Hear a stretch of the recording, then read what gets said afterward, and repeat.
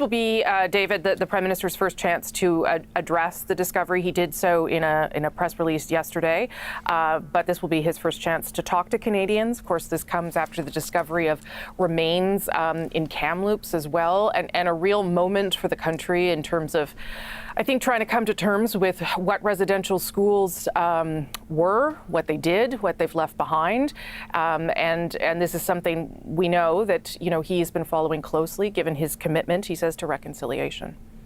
Yeah, it's certainly something that we know he's going to address in his prepared remarks. I mean, you can't have an announcement like what we saw yesterday and a Prime Minister who says he is committed to reconciliation not address it. And I was struck by a couple of things yesterday. Last night I hosted Power and Politics, and Robert Falcon-Willett was on, who's a former Liberal member of Parliament, and he made the point that Kamloops and Cowessess, that's 2 of 136. And so there are a lot more of these sites to be discovered, and this is the beginning of what is going to be a long and difficult process of coming to grips with things. And I saw a very simple question on Twitter yesterday that really sort of slammed it home to me when someone asked, "Did your school have a graveyard?"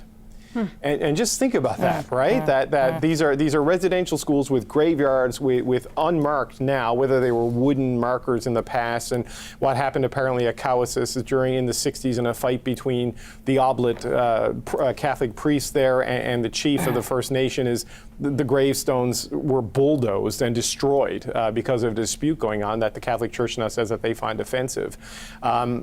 But we're very early in this process of a further reckoning on what happened at residential schools, and the Prime Minister is going to have to navigate that today.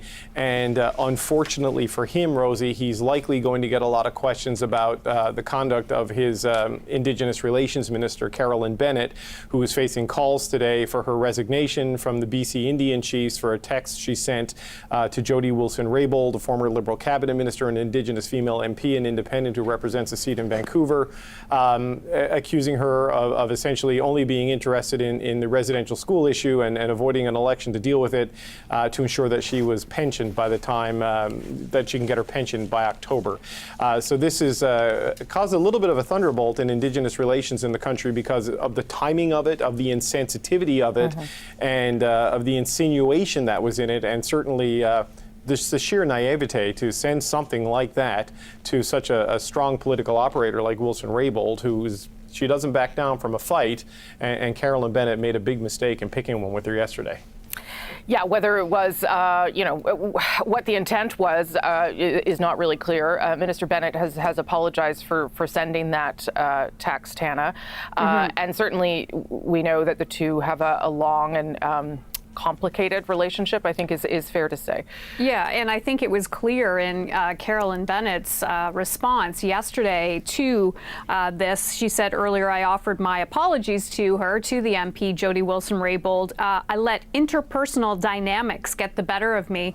I think that is one way to put it, but they have had that troubled interpersonal relationship ever since the SNC-Lavalin affair. There were disagreements over that. There were disagreements on how Carolyn Bennett was, in fact, handling her portfolio.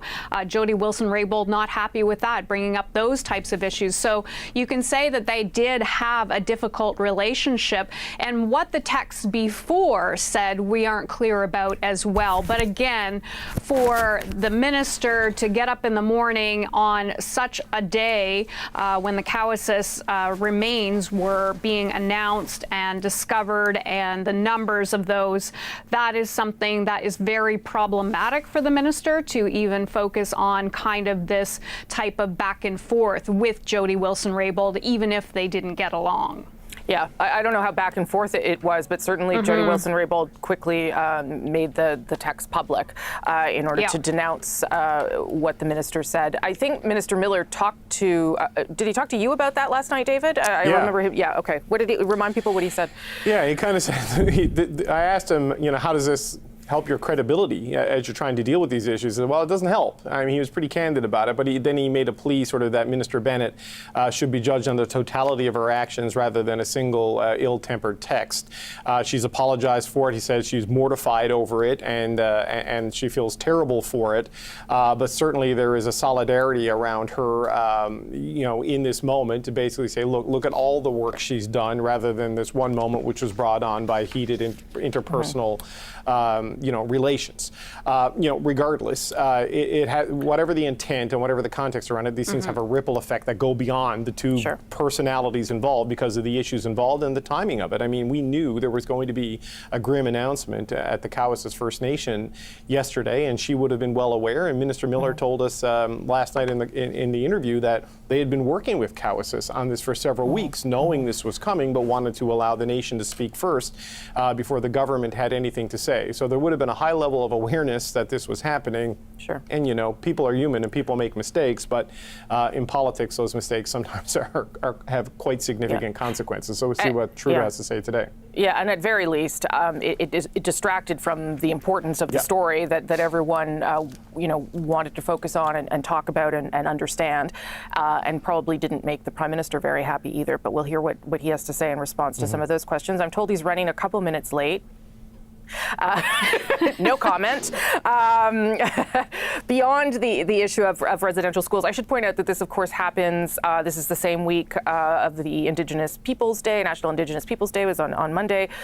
So there's a lot of things sort of culminating as we build up to next week, to Canada Day, where there is a conversation in this country happening in some cities and towns. They've decided to not do anything. In some cities and towns, they've decided to do a quieter version of things, and just a question about what kind of celebration is appropriate this year in light of some of the discovery and some of the conversations we're having right now, Hannah. And Aaron O'Toole spoke out pretty strongly on that this week.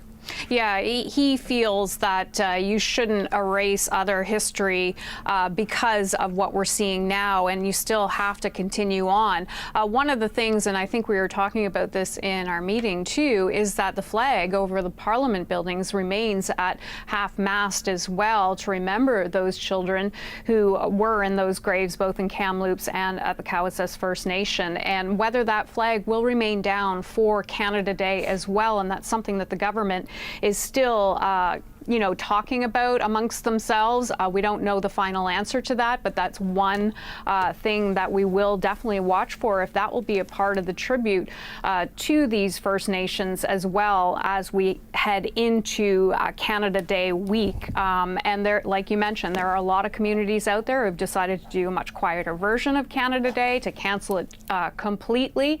But there are people out there who believe that they still have to celebrate this nation as well, and those people include the leader of the Conservative Party, Aaron O'Toole. David, I don't know if you want to weigh in on that, but I also would like to turn the conversation back to COVID, because that is, presumably what the Prime Minister also wants to talk about. And I think as we get into sort of the official start of holidays, kids out of school, all that kind of stuff, there is a conversation about how exactly we're moving forward. Obviously, each province doing things on their own timeline, but the rate of vaccination and doubly dosed vaccinated Canadians continues to climb. And there is some need, I think, for some further kind of guidelines about how we conduct ourselves once we're doubly vaxxed. Yeah, just quickly on Canada Day, Rosie. I mean, I come from a place where Canada Day is kind of a mixed day in Newfoundland and Labrador, and I'm not equating what happened here with the larger issue of residential schools. But, July 1st, 1916 is a dark day in Newfoundland history, because that's the Battle of Beaumont-Hamel in France, when the Newfoundland Regiment was largely wiped out, being sent over the top by sort of colonial generals who put the Newfoundlanders in the front line and sent them to their death in the German machine gun nests in the fields of France. So, 30 years later, Newfoundland joins Canada. But July 1 in the morning is a Memorial Day. It's a day of remembrance. It's somber. And then there's a celebration later in the day. holidays can evolve. How you observe these days can evolve. And it seems like a moment like we're in now can trigger at least a conversation about that. That's not necessarily the tearing down of love of country, but if you love your country, you also need to help fix it and heal it and remediate it. And this is part of the process that the country kind of has to grapple with right now. On the vaccine issue, I suspect the federal government's role in this is getting less and less significant as it goes on. And I don't mean to say that as a way of diminishing what they've done, because buying the vaccines and getting them here is such a core part of it. But, Pfizer and now Moderna have sort of locked in their deliveries, and they're coming in at a pretty good clip with some fluctuations and variants, but not enough that anybody's talking about running out of vaccines. And again, day after day after day, we're seeing north of 400,000 Canadians getting vaccinated every single day. Many of those are second doses. Right now, we've got about 77% first dose and about 27% second dose. And that second dose number is climbing up, by a good chunk every single day. The first dose number, you got to watch a little bit. It's flatlining in some of the provinces, is going slow in places like Alberta and places like Saskatchewan. There's, communities near here in Ottawa and Renfrew, for example, where less than half of people under the age of 45 have been vaccinated. So there are still some challenges, but for the most part, the supply is good. The rollout is going well. We've pushed past that 75-20 threshold that was laid out by the Public Health Agency of Canada, and now really are kind of racing towards that 75-75, where you can start having larger conversations like opening the Canada-US border and allowing vaccinated travelers to come here for non-essential reasons from all over the place.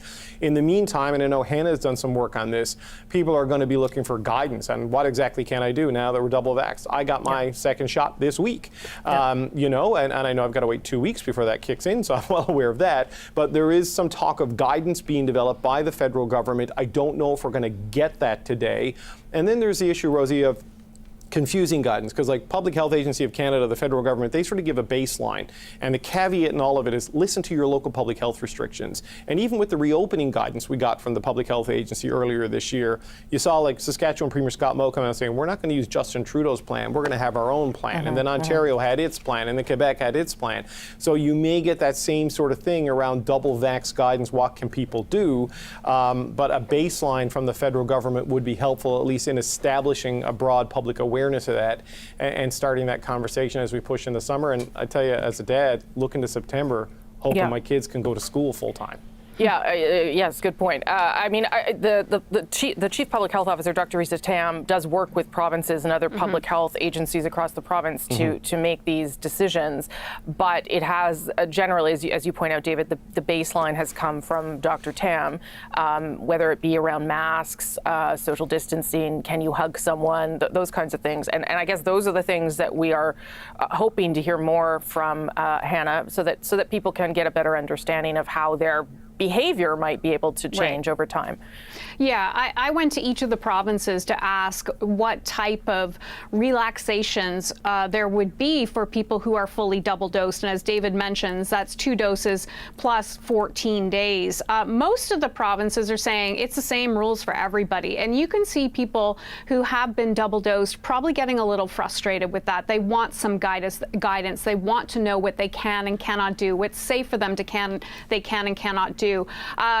In particular, I spoke with some doctors, and the doctors are saying that they do need to give this guidance. Otherwise, people are just going to give up and go do what they want to do, whether it's safe or not. And in fact, the Center for Disease Control in the United States has put out its guidelines for Americans 3 months ago to give that baseline. And that's what Ontario told me, is that, look, we want the federal government to do something like that, to give that baseline for us. So like David was mentioning, it's something to work from there. But there are provinces like PEI, like British Columbia, are simply saying at this point in time, it's like, if you're double dosed, if you're single dosed, or if you have no doses at all, everybody still has to follow the same rules. And that's something that, talking to people who have been fully double dosed, they're not happy about. Yeah, although it's not a lot of us yet, I guess, David, and certainly the pace at which the United States got vaccinated, and I would say maybe just their approach to the pandemic overall has been pretty different than ours. So I don't know if giving it 3 months ago would have made sense, but probably now we are getting into a space place where, as Hannah points out, there are more people getting double dosed, and we probably need to understand better what that world looks like. You know, Rosie, there's sometimes this is a point our colleague Aaron Weary has made, that there's this reflexive instinct for people that when they see something being done in another country and we're not doing it, they think, well, we must be doing it wrong. And that's not necessarily the case. And no offense to our great friends in the United States of America, but they are not the model to follow on this pandemic in basically any capacity except manufacturing vaccines and funding vaccine science. Because the death toll and the economic and social dislocation of it are very problematic. And so, yes, okay, the CDC has their guidance and they're letting people do things, and it's more permissive than what we're doing here in Canada. Israel, which raced ahead of the world in double vaccination race, is now bringing back mask mandates indoors because the Delta variant is breaking through and infecting people that are fully vaccinated. The United Kingdom, which is well ahead of us on second doses, has delayed its further reopening until into July because of the Delta variant. And it is finding infections and even some deaths with people who have been vaccinated because of this variant. So this is the challenge we all face, right? If we are below 30% full vaccination and the Delta variant pushes through that first shot immunity with great fierceness and deadly consequences for people, slow down, slow your roll. Let's get that going before we start opening up even further. People may want guidance, people may want certainty. The story of the pandemic is you can't have certainty because things change too quickly. Yeah, just Hannah? jump in quick on that. Here's where it becomes a bit of an issue in Canada, and I think David would agree with this too, is that, you know, Canadians in other provinces are going to start to see things happening in Alberta, for example. They're lifting their restrictions as of July 1st. In Saskatchewan, it's July 11th at this point in time. And then you have Premier Pallister, who says either we believe 2 vaccinations is sufficient level of protection or we don't. So he goes on to say, let's make sure to give people some advantages in doing that. So you're going to have people in some provinces looking at other provinces saying, well, our vaccination rate is like this as well. So that's where I think the problem comes in for the federal government, that they have to at least set this baseline. So for people maybe in Ontario or in Nova Scotia, and they're looking at these other provinces that are completely reopening and saying, well, I'm going to do the same thing as well. I think that's probably where the trouble might come in. But double vax, sorry, Rosie, double vax does absolutely have benefits. But even if I have my full round of immunization, I can still infect somebody else who doesn't. And this is the thing, right? So yes, we believe it, and not to get into a fight with Brian Pallister, and he may say that, but like, yes, those privileges come, but it comes when a percentage of the population, a significant percentage of the population hits that. Otherwise, we're adding unnecessary risk. And indeed, that has been the Prime Minister's response and explanation for why things aren't moving faster with the border and other things, because, of course, you can be vaccinated, but you can still carry it and transmit to other people, particularly, say, children who under 12 who have not been vaccinated at all, or people who have reticent to do that. Okay, we are waiting for the Prime Minister, who's running a titch late. I'm sure he'll be out momentarily. Maybe as we wait for him, we'll remind viewers that the House did in fact rise earlier this week for the summer break. It is scheduled to come back September 21st, if I'm not mistaken. But there is, of course, ongoing conversations about whether indeed that will happen, or whether some of the Prime Minister's language in the past couple of days around the obstructionist nature of Parliament, the toxicity, those are his words, in Parliament, will in fact lead to an election call sooner rather than later. David, I mean, you don't have to give me your bet on that, but it does seem as though both the Prime Minister and Aaron O'Toole, to a certain extent, as he gets ready, are starting to try and frame a conversation around what a potential election could be about. Yeah, one of the things I was actually going to watch for today, Rosie, with this address from the Prime Minister is just how partisan and how political it was going to be, because it has certainly gone in that direction over the last several weeks. I mean, when we started doing these things 14, 15, 16 months ago, this was really an urgent response to a national emergency. Here's where we are on this, here's where we are on that, here's the support programs we're rolling out. And as sort of the economic floor has been put under the country and the vaccines have gotten here, it's become more of a political exercise. Now, I think what happened in Cowessess yesterday will blunt some of that, maybe even remove it entirely. But you're seeing the argument being laid out for the necessity to pull the plug on this Parliament and go seek a clear mandate for a majority government so that they can build the national childcare program and the Build Back Better agenda that they started to lay the framework for in the budget earlier this year. Nobody I know, and nobody we've had on Power and Politics this week where I've been filling in, thinks Parliament's coming back September 21st at 11 a.m. Like the House of Commons tweet is like, see you then. It's like, sure, we'll be on a bus or we'll be on a plane, but we'll all see each other.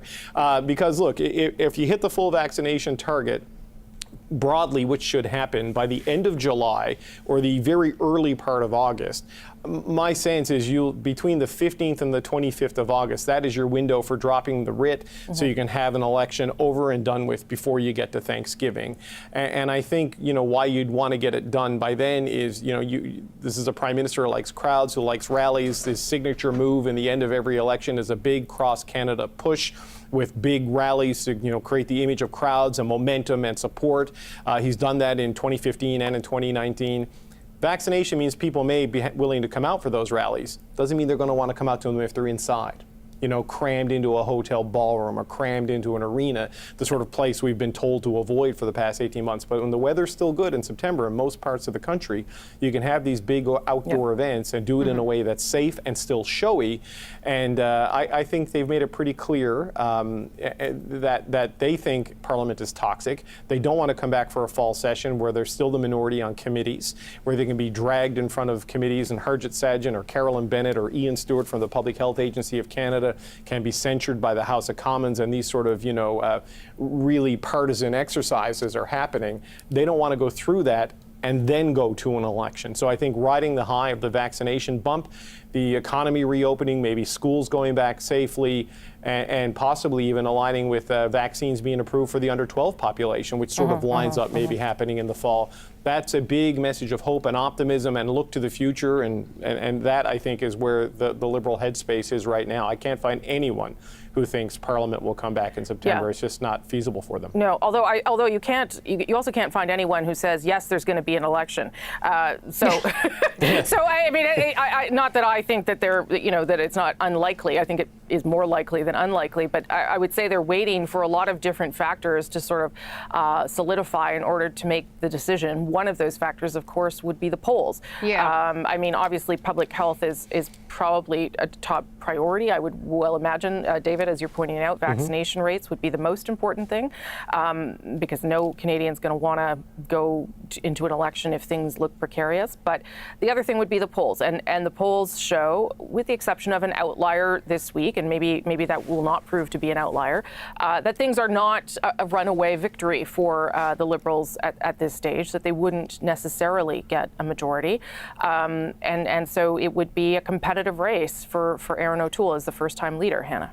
Yeah, and just one of those polls in particular, Rosie, was the Abacus poll that was earlier this week. It did show a significant lead for the Liberals, and I'm sure the Liberals are looking at that saying, okay, that gives us another reason to move into an election campaign. The Liberals were, if it were held this week, would be at 37, the Conservatives at 27, and the NDP with 18, and the Greens with 5, and the Bloc with 39. So really, it's showing the real competitor in Quebec in particular would be the Bloc Québécois for the Liberals, not the Conservatives.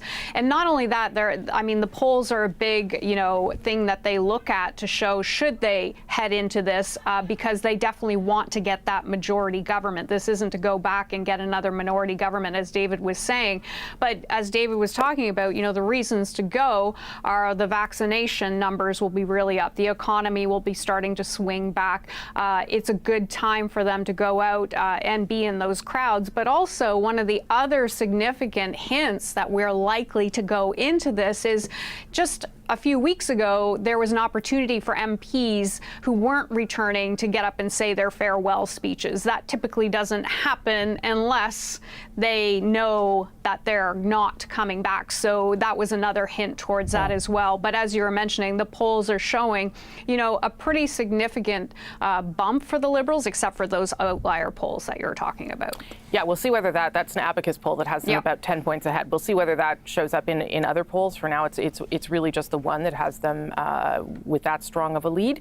And certainly the Conservatives would point to other polls that show that it's much tighter. So, and as I said, that's just one of the factors as a government decides whether it wants to try and force an election. Okay, I see the Prime Minister emerging. As we said, this is the first time we will hear from him directly on the discovery of 751 unmarked graves in Cowessess First Nation. Here now, the Prime Minister of Canada.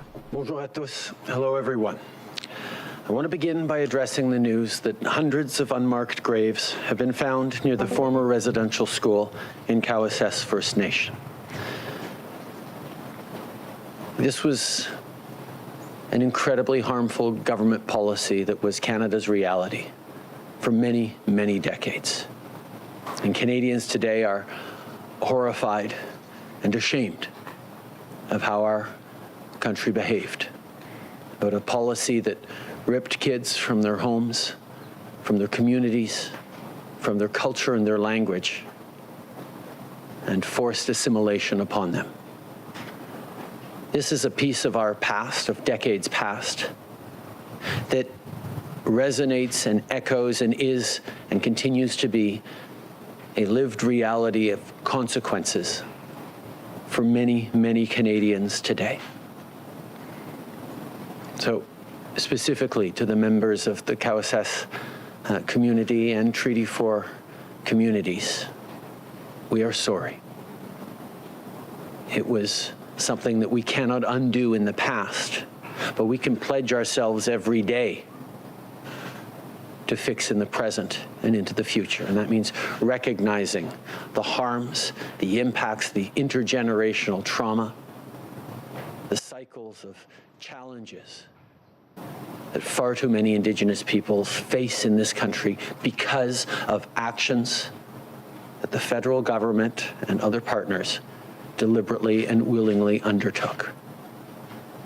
I spoke with Chief Cadmus Delorme yesterday, the chief of Cowessess First Nations, and offered all of the federal government's continued support and partnership, not just on supporting the communities that are grieving for the discovery of these graves, but also on the work that we must do to help them heal, to create opportunities to move forward, including on the issue of child and family services. We know that even long after residential schools closed in this country, child and family service, in the stated purpose of protecting children's well-beings, continued to take them away from their communities, continued to remove them from their language and culture, and place them in foster homes in non-Indigenous communities all across the country. That's why one of the calls of the Truth and Reconciliation Commission was to restore the care of kids at risk to the communities themselves. And in my conversation with Chief Cadmus, Chief Delorme, we talked directly about how we could even further accelerate the great work that Cowessess has already been doing on moving forward on child and family services as an example of the kind of work that is being done right across the country, and in recognition of the terrible time that the community is going through right now. This has come on the heels of the terrible news out of Kamloops, and it has caused a lot of Canadians to reflect on our past and how it has impacts on our present, to have difficult conversations with their loved ones, with their kids, about Canada's history and Canada's present. Truth and reconciliation requires that we start with truth. And we start by recognizing the terrible, terrible mistake that we willingly undertook in the past, taking kids from their homes and communities and leaving them open to incredible challenges and hardship as we tried to remove their languages and cultures from them. With Canada Day coming up next week, a lot of people, I think, will be reflecting on many different things. Reflecting on the really tough year we just had with COVID-19, how much we lost, how much we learned, how much we've been there for each other through difficult times. But at the same time, many, many Canadians will be reflecting on reconciliation, on our relationship with Indigenous peoples and how it has evolved and how it needs to continue to evolve rapidly. We have so many things we need to work on together. And I think this Canada Day, it will be a time of reflection on what we've achieved as a country, but on what more we have to do. So as we gather with family and friends, carefully still, and reflect on our past, we need to understand and remind ourselves that Canada didn't happen by accident, and it won't continue without effort. And this coming Canada Day, I think we all need to pledge ourselves to doing what we can to continue that effort to make Canada better, all the while respecting and listening to those for whom it's not yet a day of celebration. I think all of us need to aspire and work hard to get to the point where everyone across this country will be able to celebrate fully all that this great country is and all it will be able to continue to be into the coming years, and know that if we're going to be that, we all have more work to do, because that's the story of Canada, always stepping up with more work to do.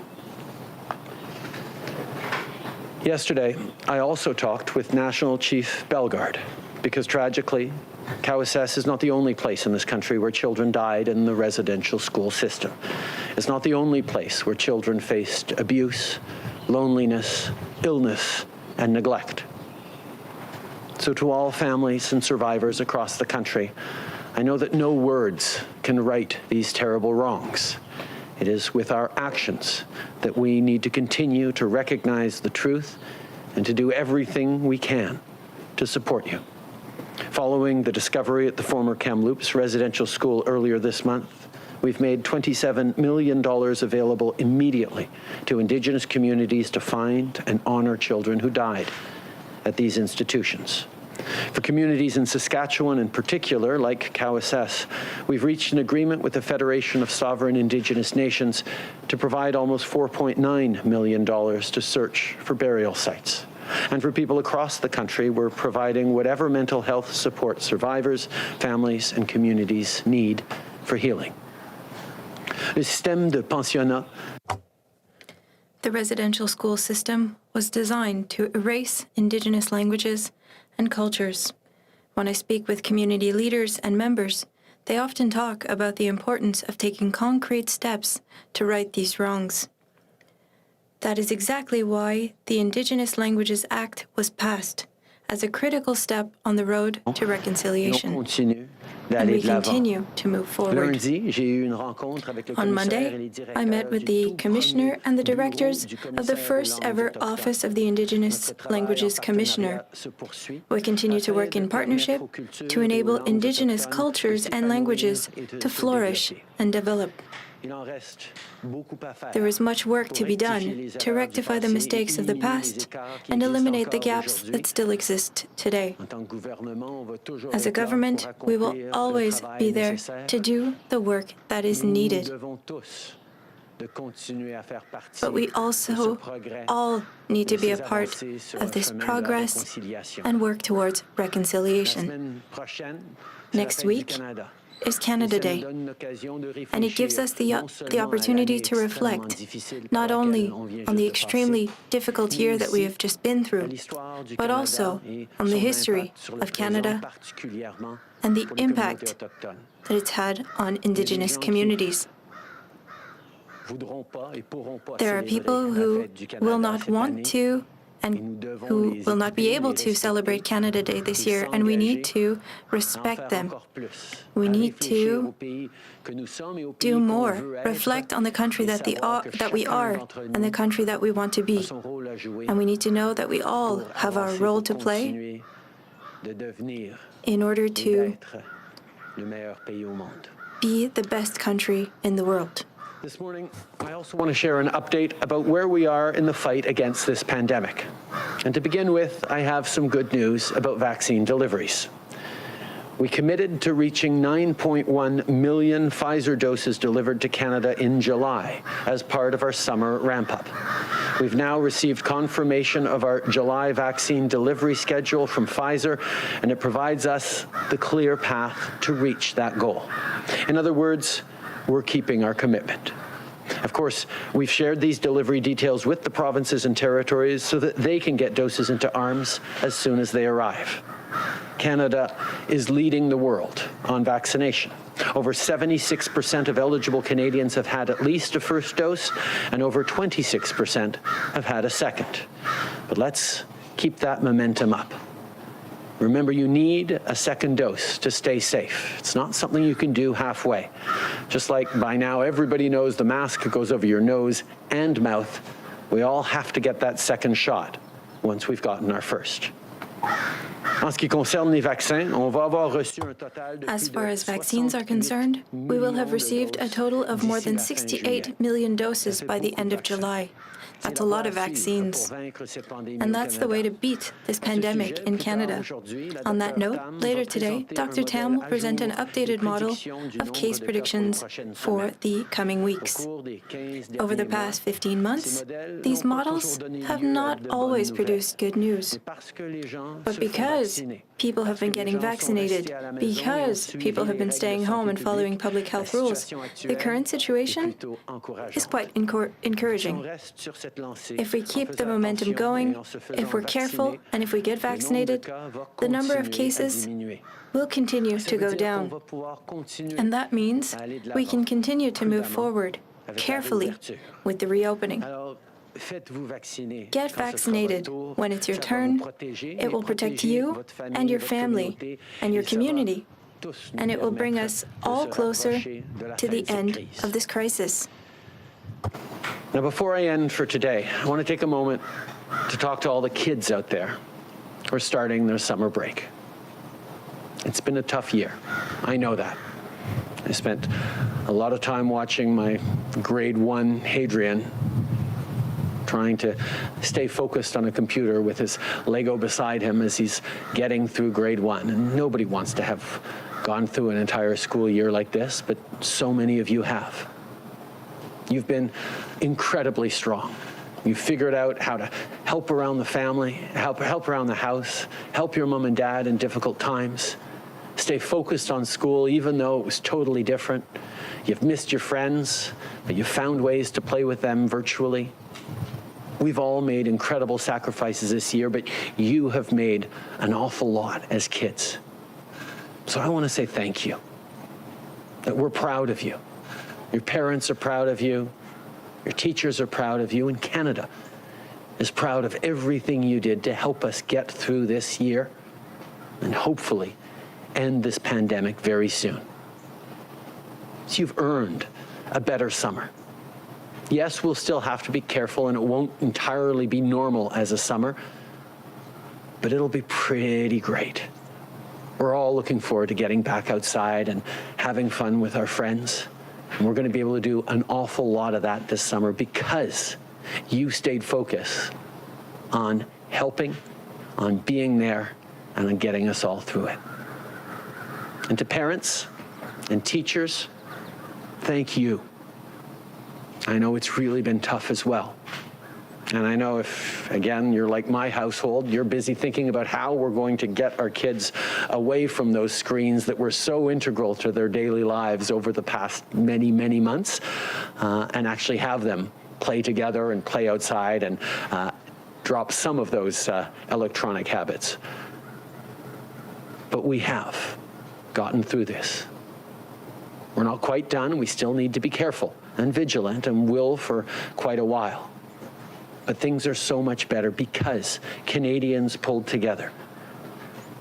Thank you for everything you've done for your kids, for your students, for our communities. Thank you for having their backs as we will continue to have yours. Our government has invested billions of dollars to get students, teachers, and staff the help they need. For example, for the Algoma District School Board in Ontario, this funding has enabled a series of upgrades to improve ventilation and lighting. As a result, students will be able to return to safer and more appropriate classrooms. It has been a challenging year for everyone, but we'll continue to invest to make sure that children, parents, workers, and everyone else can come back strong. Thank you very much. I'll now take your questions. Merci beaucoup, Monsieur le Premier ministre. On va commencer avec les questions au téléphone aujourd'hui. Opérateur, c'est à vous. Thank you. We're going to start with questions over the phone. Operator? Thank you, merci. You may press star 1 if you have a question. Vous pouvez appuyer sur étoile 1 si vous avez une question. This question is from Christy Kirkup from the Globe and Mail. Please go ahead. Hello, Prime Minister. Will you ensure there is an independent investigation into whether there were crimes and potential cover-ups of crimes at Indian residential schools?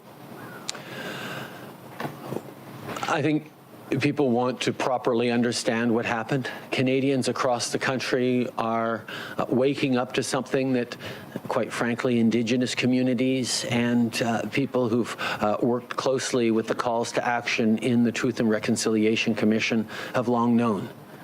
That far too many kids, thousands upon thousands of kids across the country, were taken from their families, from their communities, from their homes, sent to far-off residential schools, and never came home, often without information, without any details being given back to their families on what happened to their loved ones, to their children. The Truth and Reconciliation Commission has put forward significant calls to action that will allow for a proper understanding of what happened, of documenting, of giving families opportunities to grieve, to heal. And that is something that we are supporting full-heartedly and wholeheartedly as we move forward. We will continue to be there to support the communities in their needs as they grieve, as they work through this, as they get the understanding and knowledge they need in order to heal. We will keep putting Indigenous peoples and their wishes at the center of everything we do. Following up, Christy. Respectfully, Prime Minister, the Truth and Reconciliation Commission was collecting stories from survivors. What they did not have was subpoena powers to subpoena documents from the government, from the churches. And Marie Sinclair, the former chair of the Truth and Reconciliation Commission, says there now needs to be an independent investigation where individuals have subpoena powers in order to compel the release of documents and to conduct this formal investigation. So to ask again, is there openness on the part of the federal government to launching an independent investigation to determine once and for all if there were crimes committed at the school? As I have said many times, Kirsty, there is an openness and there is a willingness and there is a desire and a drive in this government to do everything that is necessary to support Indigenous communities, to support all Canadians who want to know the truth, so that we can move forward on reconciliation. We have invested millions in supporting the specific calls to action on missing children linked to residential schools. We have invested billions in fulfilling all the calls to action and working to continue to fulfill them. We are there to be a partner in whatever is needed to find the full truth and ensure reconciliation is possible. Thank you. Operator, next question on the phone. La prochaine question est de Pierre Saint-Arnaud, de la presse canadienne. La parole est à vous. The question is from Pierre Saint-Arnaud from the Presse Canadienne. Hello, Mr. Trudeau. I would like to come back on the previous question. If we looked at criminal acts, will we move forward with criminal investigations on what happened in residential schools? Answer: we are ready to take all the necessary measures in order to find the truth of what happened and ensure that all the processes are done for individuals and institutions. We recognize that it has been decades, hundreds of years that we've had this problematic policy from the government. We want to find the truth, and our resources need to be focused on the present, on supporting those who need it for healing, those who need resources in order to get through this and ensure opportunities for the communities. Our investments are focused on today and tomorrow, but in order to build a better today and tomorrow, we need to understand what happened in the past. Follow-up question? Mr. Trudeau, because you're talking about it, regarding reparation, what can we do? How can we act? There are Indigenous communities who still do not have access to clean water. There are a lot of difficulties in Indigenous communities. What are we looking for there? For those communities, reparation.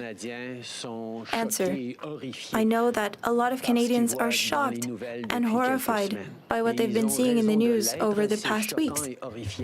And with good reason. What happened is horrifying and shocking. What's been happening to them for decades and generations. But this is not news for a lot of Indigenous people in the country. They've known for a long time that thousands of children were sent to residential schools and were never sent home. As a government, for the last 6 years, we've been working with these communities on reconciliation,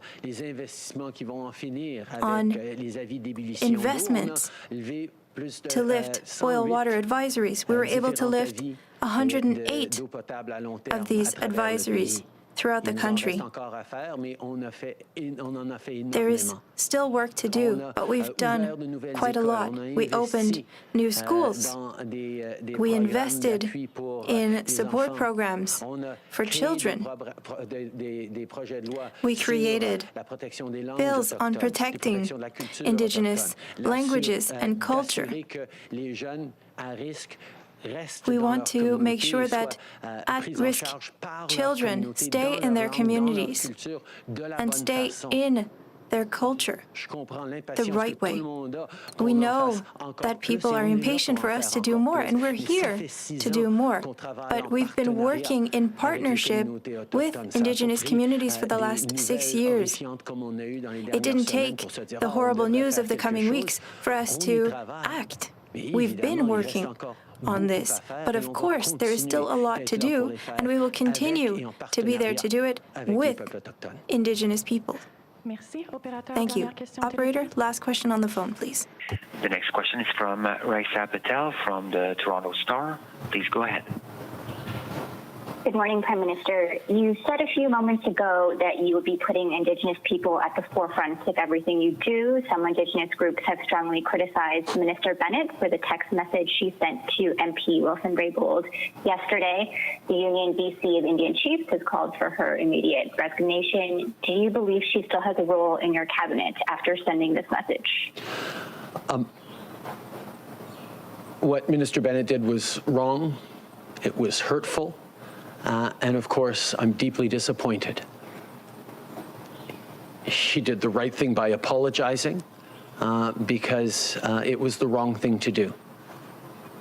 As a government, as ministers, as Canadians, we need to be focused on the work that needs to happen for Indigenous people across this country who've been going through extremely difficult times, not just these past weeks, but over years and generations. We need to end drinking water advisories. We need to build more housing. We need to settle land claims and treaties in ways that demonstrate the partnerships for the future. We need to protect Indigenous kids, keep them in their culture and languages. We need to focus on economic opportunity for Indigenous peoples. And these are things that we've all been working on very, very hard. And those are the real important things that we need to do. So I am disappointed by what Minister Bennett did. She has apologized quite rightly. It was wrong and it was hurtful. And we all need to stay focused on the things that matter. And mistakes like this are hurtful and nudge us in the wrong direction instead of steadily moving in the right direction. Given that Minister Bennett is tasked with... Just a moment, please. I just need to respond in French. What Minister Bennett did was a mistake and disrespectful and caused a lot of harm. I am disappointed by what she did, and it is appropriate that she apologize. Indigenous people in this country are going through very difficult times, and as a government and as individuals, we need to focus on these serious problems that they are facing, whether it be boil water advisories, whether it be investments in children, investments to protect languages and culture. We need to make sure that communities can take care of their children. These are priorities that we have. And unfortunately, what we saw made that more difficult. Following up, Toronto Star. Given that Minister Bennett is tasked with strengthening the relationship between the federal government and Indigenous peoples, what do you say to some members of the Indigenous community who may now be doubting the authenticity of your government's approach to advancing meaningful reconciliation? I spoke with Carolyn Bennett this morning. I know how hard she has worked and continues to work on this important file. I know her heart. I know the efforts she has put in over years on this. And we both understand that there is now even more work for her to do. And I know we will do it together. Prime Minister Tom Perry, CBC. You were talking earlier about how far you're willing to go in terms of looking in, making sure there's accountability here. Some chiefs are describing these grave sites as crime scenes. And I'm wondering, if there's going to be accountability, how far are you willing to go? Do you need to see the police come in? Do we need to see international investigators come in? What is your government willing to do? I think the first thing we need to do is be there for the communities and what they want and what they need and what answers they need to get. These are people who've lost their loved ones, people who continue to feel the hurt of grief, of loss from decades and indeed generations past. Loss that has continued to affect and impact on their daily lives, even if they happened, in many cases, so many years ago. So they will be put at the center of all of our steps. I've heard some people say, you should just go in with bulldozers and dig them up and find out exactly what happened. These are people's grandparents, great aunts, great uncles, loved ones. respect for them, understanding their wishes, their desires. Yes, for answers, for closure,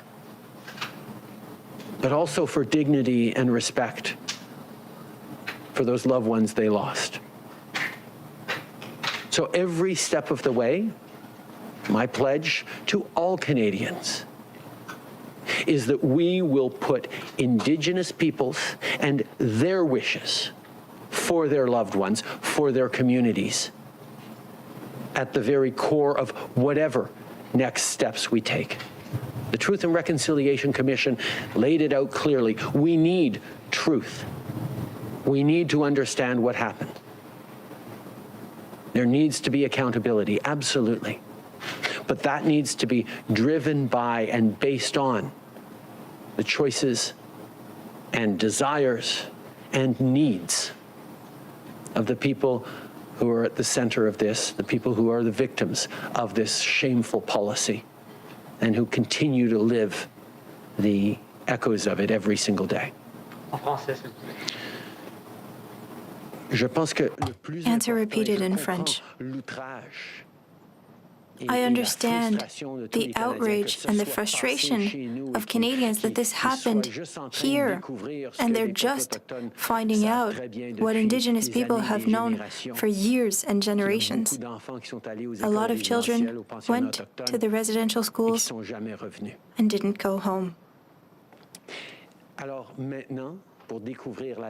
Now, in order to find the truth and move forward on reconciliation, we have to respect their needs, their desires to heal, to move forward on the right path for them. I heard people say, go in with your bulldozers and dig up the graves. We'll find the children, we'll find out what happened. But come on, these are family members of Indigenous people. We need respect. Perhaps we'll get to that point, but it would be because the families and the communities decide that that is what they need. At every step, we are going to work with them. We are going to be there for them, and we are going to follow what they need for the next steps. Hello, Prime Minister. It's Annie Bergeron-Oliver with CTV National News. You, along with many Indigenous leaders, have called on the Pope to apologize, but that still has not happened. What can your government do to hold the Catholic Church accountable for its roles in residential schools? And could that next step include something like removing the Catholic Church's charitable tax status, even temporarily? I don't think we're going to get to anywhere near that level of conflict. I have heard directly from many Catholics across this country who want to see the Church play a positive role in this. I have spoken personally, directly, with His Holiness Pope Francis to impress upon him how important it is, not just that he makes an apology, but that he makes an apology to Indigenous Canadians on Canadian soil. I know that the Catholic Church leadership is looking and very actively engaged in what next steps can be taken, and we will continue to be there to work with them, to facilitate things, and to encourage them to keep doing right by Canadians and Indigenous peoples who are very preoccupied by this piece of history. Okay. Answer repeated in French. I believe that it's important that all institutions that had a role to play be a part of the healing and help us move forward from this reality. I know that there are Catholics throughout the country, bishops and archbishops, that are trying to see what they can do to help truth and reconciliation. When I saw the Pope a few years ago, I explained how important it is to receive apologies, for him to give apologies to the Indigenous people on Canadian soil. And I know that there are people in the church who are working on that. As a government, we are going to be there to facilitate those efforts. Hello, Mr. Trudeau. Christian Noël from Radio-Canada. Do you think that the government could use the tribunals, the courts, to force Catholic churches to hand over the documents on what happened? And do you believe that criminal acts were committed? Answer. I don't believe that we will have to use the courts in order to force the sharing of these records. I know that a lot of records have already been shared, but if there is more to be done, I'm quite confident that the institutions and the churches will want to share this information. Now, with regards to criminal acts,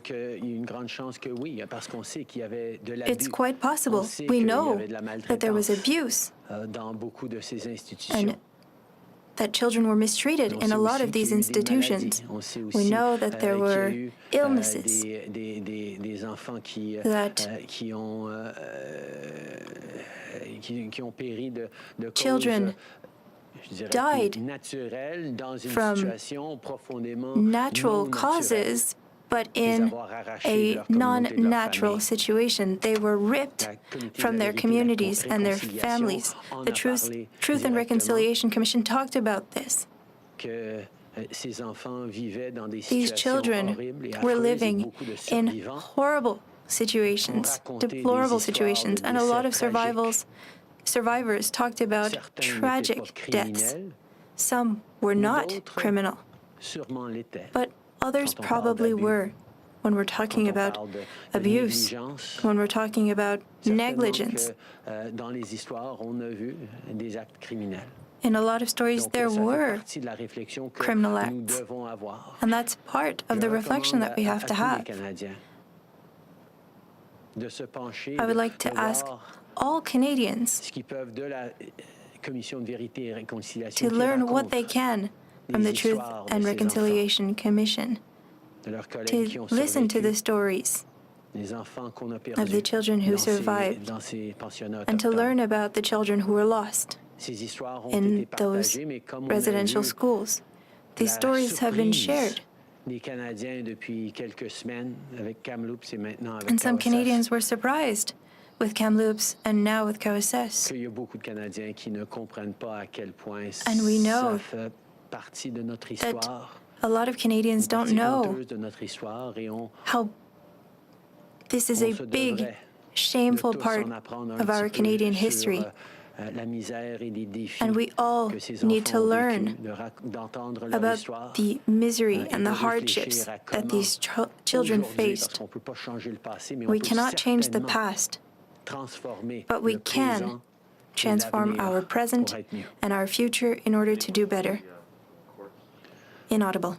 I think as people read the stories, and I encourage Canadians to reach out, to look through the resources of the Truth and Reconciliation Commission that share heartbreaking personal stories of loss, of neglect, of misery that so many Indigenous people went through in residential schools.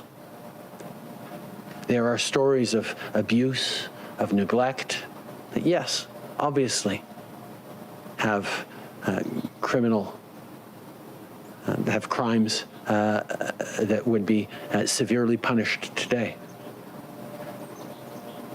But there are also stories that are just heartbreaking in their sadness, of illness, of disease, of things that you can't directly blame on any one person or institution, but indeed on a system that ripped kids from their homes, from their language, from their culture, from their communities,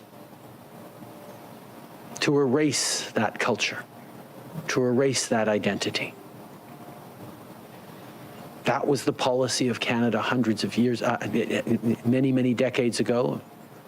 And it was a policy that isn't just part of our past, that continues to have echoes today in challenges facing Indigenous people now, with higher rates of homelessness, higher rates of incarceration, higher rates of addiction and suicide, that have consequences every time. Still, Child and Family Services takes a kid at risk and removes them from their community, removes them from their language and culture for their protection. Well, that's not right, and that continues to this day, which is why we worked with Indigenous communities over the past few years to develop Child and Family Services legislation that would keep kids at risk in their communities and give the communities the resources to care for their own kids in their language, in their culture. These are the things that we are working on doing, but there is so much more to do. So even as Canadians are shocked and appalled at our past, so too should they be shocked and appalled at the consequences of that past that exists for far too many still today. Minister Mike Lukather with Global National. I wanted to know, how can you ask First Nations, Métis, and Inuit communities to continue to work with a Minister of Crown Indigenous Relations who should have known better than to perpetuate a racist stereotype about Indigenous people? I mean, when is an apology just simply not enough here? What Minister Bennett did was wrong, and it was hurtful. There's no question about it. And whatever reasons of interpersonal issues, there's no excuse. And that's why it was right that she apologized. But I know Carolyn's heart. I know how hard she has worked for decades on this issue, and I know how much more there is for us all to do. And I know that she understands how much more work she's going to have to do in the coming days, weeks, and months. Good morning, Prime Minister. Theresa Wright from the Canadian Press. Canadians, First Nations, Indigenous peoples across the country they want to know the extent of this national tragedy. Isn't it time for you to commit more than $27 million, which, just to put it in perspective, is 0.00567% of this year's total $457.6 billion budget? Or to put it another way, it's half of 1% of 1%. Don't you think that more money should be dedicated toward finding these children and giving their families some peace? In speaking with Indigenous Canadians, I think it's important for non-Indigenous Canadians to know that as much as there is very real grief at the news of the discovery of these hundreds of unmarked graves, that there is trauma and triggering and anguish in families who are hearing this news, it is not exactly news for Indigenous peoples that thousands of kids went away to residential schools and never came home. That has been known for a long time by Indigenous Canadians. And that intergenerational trauma and loss is part of the story that explains why Indigenous peoples are facing so many struggles today. Challenges around culture and language and identity, challenges around homelessness and incarceration and lack of economic opportunity. Because the trauma of the past echoes very much today. So I understand Canadians are all surprised and shocked at this news, and we should be. It is horrifying news. But it is not exactly news.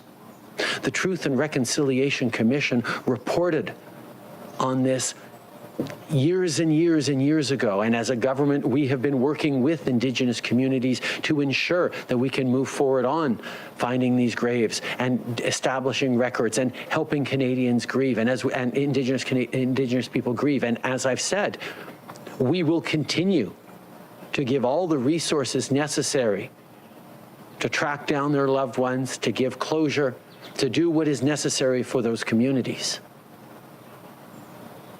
But that is only a small part of what we need to do to make sure that every kid grows up in a safe and supportive household, in his language, in her culture, that kids get to go to good schools, that elders get to retire in dignity and safety in their Indigenous communities, that elders get to pass on traditional knowledge to their grandchildren, that economic opportunity for businesses, for professional development be there for Indigenous peoples, that we settle claims and treaties that have lingered for decades, that we establish self-government for Indigenous peoples, that we protect Indigenous languages in a real and tangible way.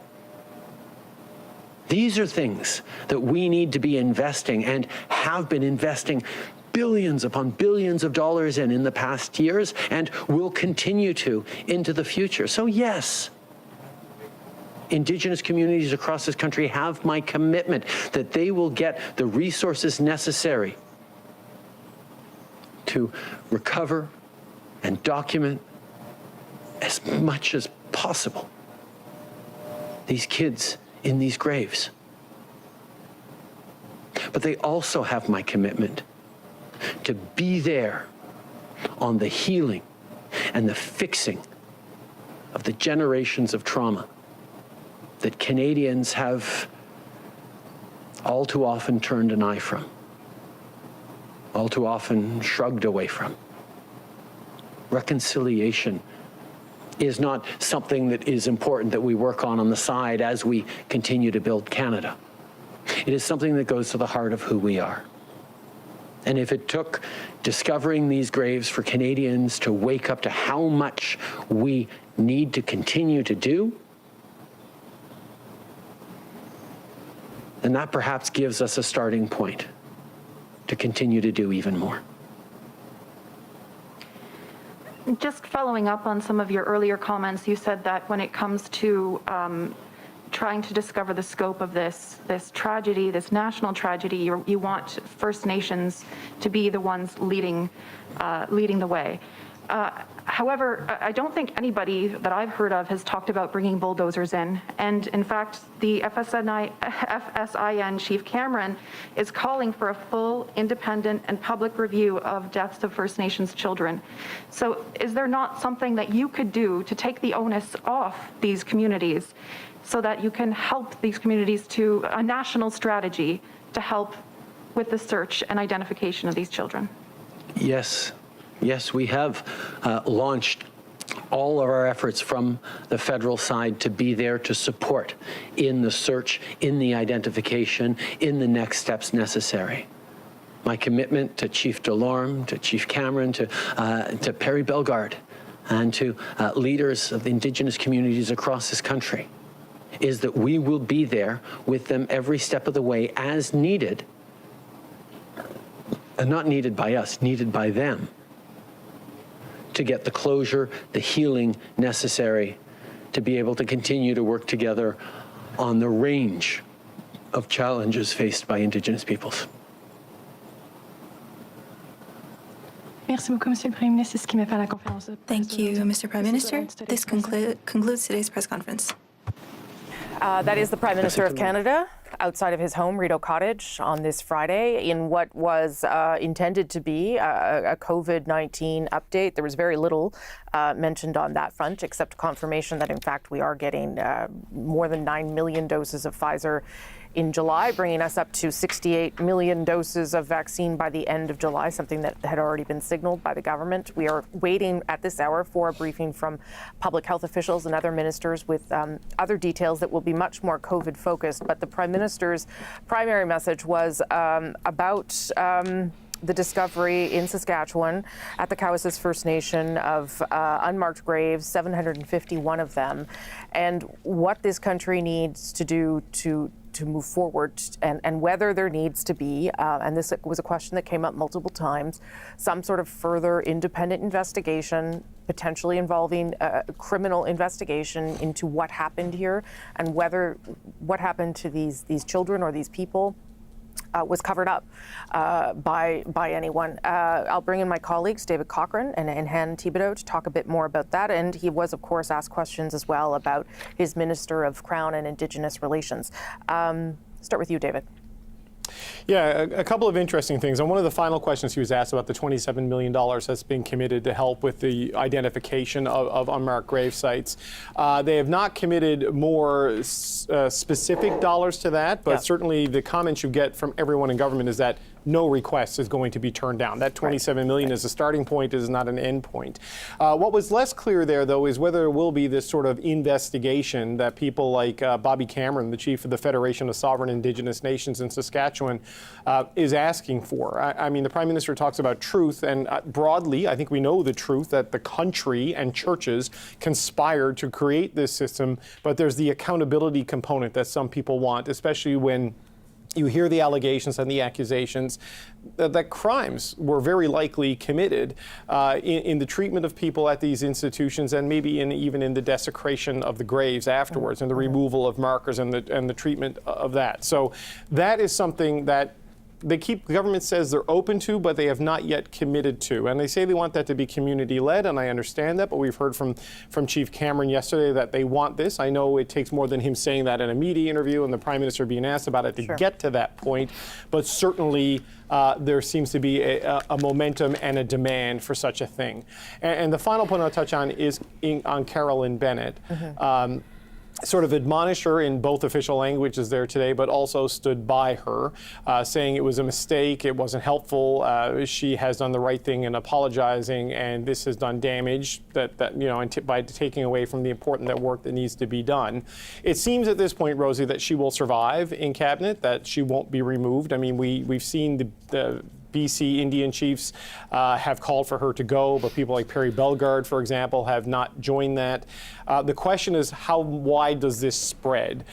Can she do the work that needs to be done? If it's just the BC chiefs, maybe. If it grows beyond that, does it become tenable? And it reminds me a little bit of the situation that Harjit Sajjan is in as Defense Minister, Rosie, in that there are so many calls for resignation and things have become so clouded around him.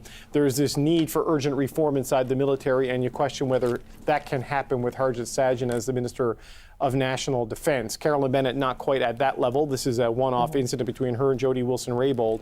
But if the cries for resignation, removal, and the discontent grow, it could very well make that situation untenable for Minister Bennett as well. Yeah, Hannah, and what stood out for you there? Yeah, I want to talk about the thing you were talking about, Rosie, that when it comes to a criminal investigation, Prime Minister Justin Trudeau really dodged that question. He didn't answer that, whether there should be a criminal investigation into these unmarked graves at residential schools. And I think for Trudeau, it's a very delicate balance for him. Many Indigenous people saw his father, Pierre Elliott Trudeau, when he was Prime Minister, as a Prime Minister that was trying to culturally assimilate Indigenous people. So it's something he really has to balance. And you look back to 1984, the First Ministers' Conference on Aboriginal constitutional matters.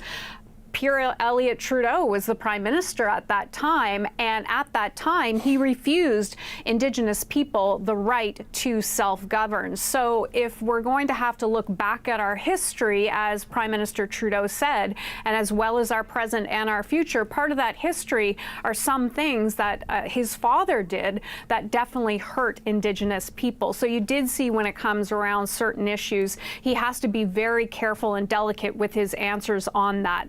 when it comes to Carolyn Bennett, as David said, the Prime Minister is standing by her. He said he knows her heart, that also the interpersonal dynamics between the two women played a role in this. However, I think if it was another party in the same type of situation, you would hear the Liberals out there saying definitely that this is racism, this is misogyny. And I think I want to agree with David on one thing. I think what they're doing right now is, although the Prime Minister is standing by her, if there continues to be calls for her removal, there could be more pressure put on. But at this point, I think they're waiting to see how it plays out. And as the Prime Minister said, she has a lot of reflection to do over the summertime. Yeah, the Prime Minister was also asked some further questions about the Catholic Church's role in this. He made it clear that he wants an apology from the Pope on Canadian soil, as someone that was reaching out to the Vatican this week and got no response. I'm not sure how quickly that might happen, but he seemed optimistic that conversations are ongoing, that he wouldn't in fact need to bring people to court. I did think some of his comments at the end were important ones for everyone, and we can reflect on the Canada Day comments he made too here, David. But the fact that this is a truth that some Canadians are starting to understand, but it is not a truth that Indigenous people in this country are surprised with. That this is something that they have known and talked about for an awfully long time. And if you covered the TRC, the Truth and Reconciliation Commission, you would have heard those stories there as well. So while this might be surprising to some Canadians, that might speak to who you are and where you're coming from, as opposed to the actual facts here. The Prime Minister did talk about Canada Day as well, David. Obviously, Canada Day will look different anyway because of the pandemic. It continues to be a virtual celebration on Parliament Hill, but he also had some thoughts about what Canadians might do. Yeah, and it's interesting, Rosie. The flags, as Hannah said, are at half-mast on Parliament Hill right now, and I don't know if they're going to go up for Canada Day. I mean, I don't recall the Prime Minister directly addressing that. It's a question I have. I mean, I hosted Power and Politics last night, and after I got off the air, before I went to my car, I walked up to Parliament Hill to go to the Centennial Flame to see the growing monument to the children and all the little shoes and the teddy bears and the toys. And you're kind of struck by how it's affecting people and bringing them to create these makeshift memorials at different places across the country.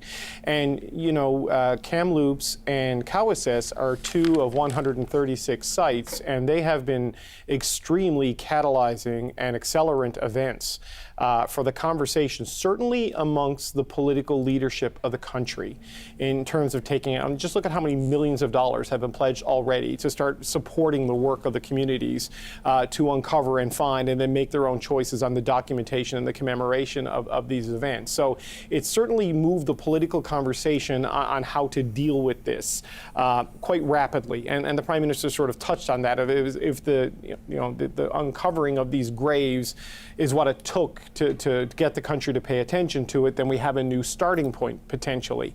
And Canada Day is next week. I think Fredericton is one of the most recent municipalities to say they're not going to have celebrations.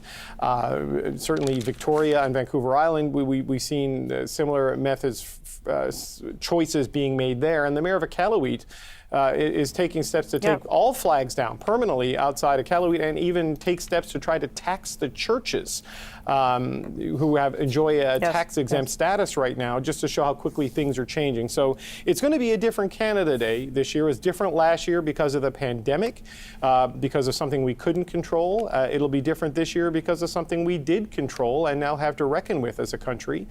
Because whether it's formal decisions are made or not, a lot of people are just reconsidering how they view this country. Because, Rosie, the residential school system, I was never taught that in school growing up. I don't know if you and Hannah learned about it in school growing up. I learned a lot about it when I went to Labrador, when Trudeau apologized to Newfoundland and Labrador residential school survivors who were exempted from the first apology. And what struck me was, these guys were my age. These survivors were my age. They were contemporaries of mine in my own province.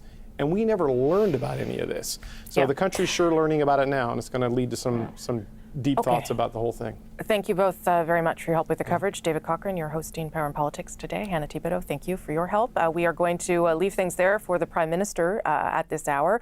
But public health officials and ministers are continuing the briefing, very much more focused on the pandemic and how this country moves forward. That is the Deputy Public Health Officer you see on your screen, Howard New, but others will be there as well.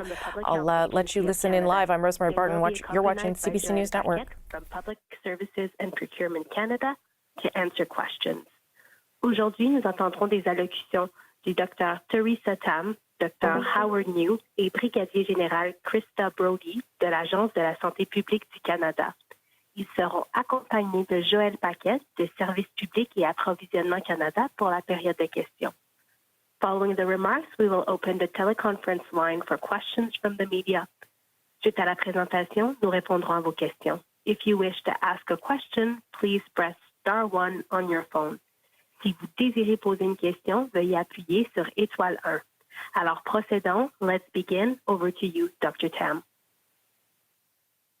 Merci et bonjour à toutes et à tous. Thank you and hello everyone. Take a moment to acknowledge the recent discovery of unmarked graves at the site of a former residential school in Saskatchewan. I'm deeply saddened by the news this week and extend my thoughts to the Coasset First Nation as they grieve, as well as with everyone impacted by the residential school legacy. I encourage Indigenous peoples to reach out if you need support, such as through the Hope for Wellness or National Indian Residential School Crisis Lines. Bonjour à toutes et à tous. Hello everyone. Just like Dr. Tam, I would like to take a moment to acknowledge the recent discovery of unmarked graves at the site of a former residential school in Saskatchewan. I am deeply saddened by the news this week, and I extend my thoughts to the Coasset First Nation as they grieve, as well as with everyone impacted by the residential school legacy. I encourage Indigenous people to reach out if you need support, such as through the Hope for Wellness or National Indian Residential School Crisis Lines.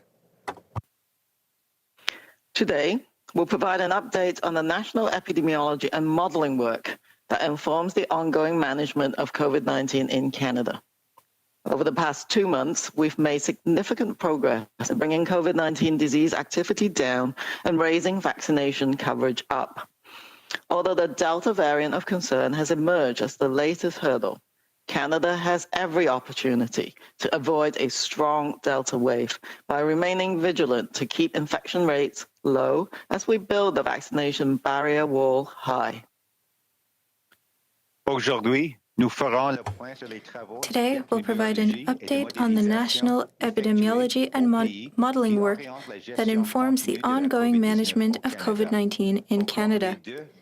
Over the past 2 months, we've made significant progress in bringing COVID-19 disease activity down and raising vaccination coverage up. Although the Delta variant of concern has emerged as the latest hurdle, Canada has every opportunity to avoid a strong Delta wave by remaining vigilant to keep infection rates low as we build the vaccination barrier wall high.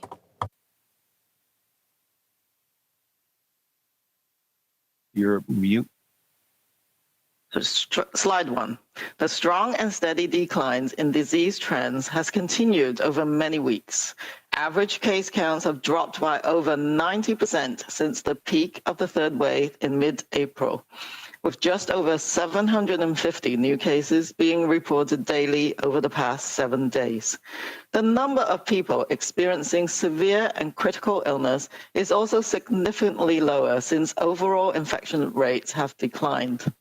The latest 7-day average for the number of people with COVID-19 being treated in our hospitals each day has dropped by almost 75% since peak activity to about 1,100 daily. Of these, on average, 530 were being treated in intensive care units, and there were an average of 18 deaths reported daily. Diapositive 2.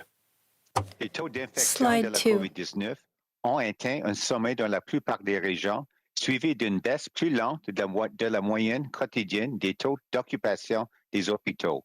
Toutefois, dans les régions où les taux d'infection baissent, mais sont encore élevés, comme au Manitoba, l'occupation des lits d'hôpitaux n'a commencé à diminuer que récemment. Avec une durée moyenne de séjour de près de 2 semaines pour les personnes decline, with an average length of stay of almost 2 weeks for people hospitalized with COVID-19 or close to 3 weeks. For those experiencing more severe illness, the number of hospitalized patients accumulates over time, prolonging the strain on healthcare capacity. Slide 3.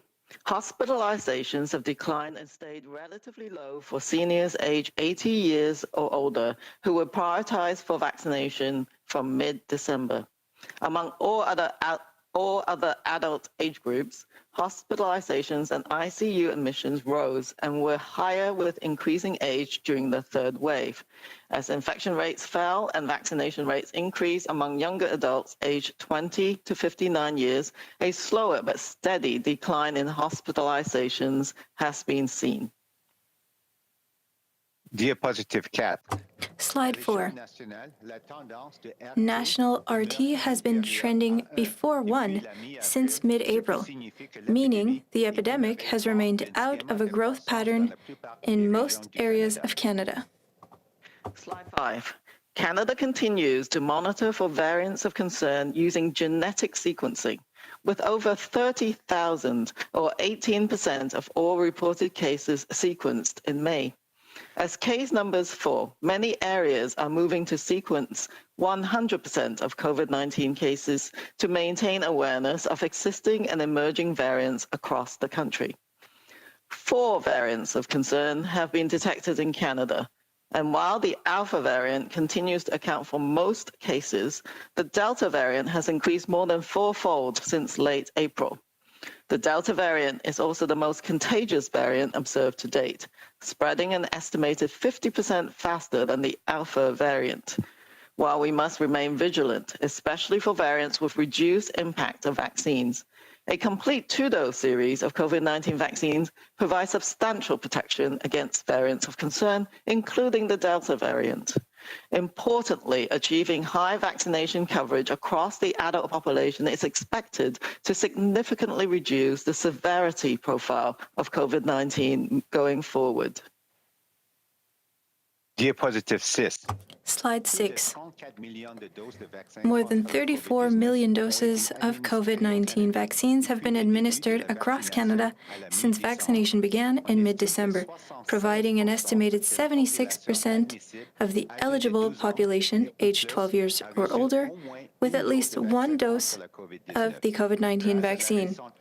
With the recent acceleration of second doses, 26% of the eligible population is now fully vaccinated. In particular, Indigenous communities and the territories that began their vaccination programs on a priority basis are at or near the top of current coverage rates, particularly for second doses. In the territories, from 71 to 85% of the population 12 years or older has at least 1 dose, and from 55 to 74% are fully vaccinated. Slide 7. Across the age groups, we are continuing to see encouraging levels of vaccine uptake. At least 1 dose and fully vaccinated coverage is highest at over 94% and 64% respectively for seniors 80 years or older who were prioritized during the earliest weeks of the vaccination rollout. With the expansion of vaccine programs, coverage has increased stepwise across the younger age groups, helping to elevate Canada to the top 10% of countries with the highest per capita number of vaccine doses given worldwide. But even the modest targets we've set for a safer reopening are not the ultimate goal. They are stepping stones in Canada going for gold in vaccine coverage. It's important to get as many people fully vaccinated as possible to provide strong protection against symptomatic disease, severe illness, and emerging variants of concern, including the Delta variant. Keeping the momentum up during the last stretch, will require targeted approaches to understand the factors that support vaccination and to remove barriers to vaccine uptake. This is where community-based programs excel. By understanding the needs of local populations and finding solutions to bring vaccinations where people are at, we can build a strong wall of vaccine protection, one community at a time. Diapositive 8. Slide 8. With millions of vaccine doses administered, there have been relatively few cases reported in people who have received at least one dose of a COVID-19 vaccine, and fewer still among those who have received 2 doses. Remember, vaccines take time to work, including at least 14 days after the first dose to provide good protection, and at least 14 days after the second dose to provide strong protection. Based on data provided by 10 provinces and territories up to June 12th, only 0.14% of partially vaccinated people were infected 14 days or more following the first dose, while only 0.08% of fully vaccinated people were infected 7 days or more following the second dose. Compared to unvaccinated cases, these individuals were more likely to report no symptoms and less likely to experience severe illness requiring hospitalization. This aligns well with vaccine effectiveness studies that demonstrate strong protection against severe illness. Slide 9. Based on Canadian data up to June 19th, short-term forecasting shows the predicted cases and deaths due to COVID-19 out to July 4th. The graph on the left shows the predicted number of cases could be in the range of 1,413,010 to 1,420,740 by July 4th. The graph on the right shows the predicted number of deaths could be in the range of 26,175 to 26,475 by July 4th. Diapositive 10. Slide 10. This updated longer-range forecast shows how the epidemic trajectory may evolve through early August, taking into account both the effects of variants of concern, including the Delta variant, and vaccination. Overall, this forecast suggests that, nationally, we expect cases to continue to decline along the gray line trajectory.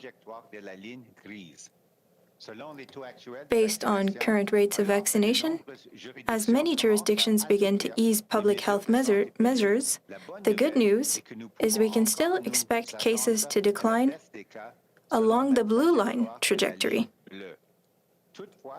However, the orange line trajectory shows that, with current rates of vaccination and accounting for increased transmissibility of the Delta variant, resurgence is still possible if the reopening increases daily in-person contact rates across the community by as much as 50%. While this forecast is encouraging, it reaffirms the need to take a cautious approach to relaxing public health measures and to remain vigilant for signs of resurgence and continue to increase vaccine coverage. Slide 11. The experiences of other countries emphasize the need for continued caution as vaccine coverage increases. As well, easing of measures must be controlled, gradual and responsive to potential shifts in disease activity until infection rates decline to low and manageable levels. For example, the United Kingdom slowly and cautiously relaxed measures as infection rates declined and vaccine coverage expanded, yet experienced a recent resurgence fueled by the emergence and spread of the Delta variant in younger, largely unvaccinated people. Although the Delta variant is now predominating in the UK, fortunately, hospitalization and fatality rates have not risen as sharply as infection rates to date. Nevertheless, in response to rapidly rising cases, the UK rapidly implemented measures, including increased testing, enhanced contact tracing, and targeted vaccination in affected communities to control the spread of the Delta variant. Most recently, the UK postponed the final stage of reopening by 4 weeks in order to buy more time to further increase first and second dose coverage. International experience with the Delta variant highlights the importance of attaining high vaccine coverage while remaining responsive to signals of increased disease activity, even once infection rates are brought to low levels. Diapositive 12. Slide 12. More complex modeling continues to aid our understanding of how different factors, such as vaccine rollout, vaccine coverage levels, and variants of concern, may impact different scenarios for lifting public health measures. We regularly update these scenarios as new data and evidence emerge. The last time we presented, we showed a scenario in which the epidemic was likely to remain under control if restrictive measures were eased only after 75% of the population aged 12 years or older had a first dose and 20% had 2 doses. It's the first vertical blue dashed line. In that same scenario, to the left of the slide, individual precautions would be eased only after 75% of the population aged 12 or more were fully vaccinated. That's the second vertical blue dashed line. Hence, the new scenario to the right examines the potential impact of the more contagious and severe Delta variant. This modeling scenario shows that if Delta is predominating when restrictions are eased at the original vaccination coverage targets, we could see a greater than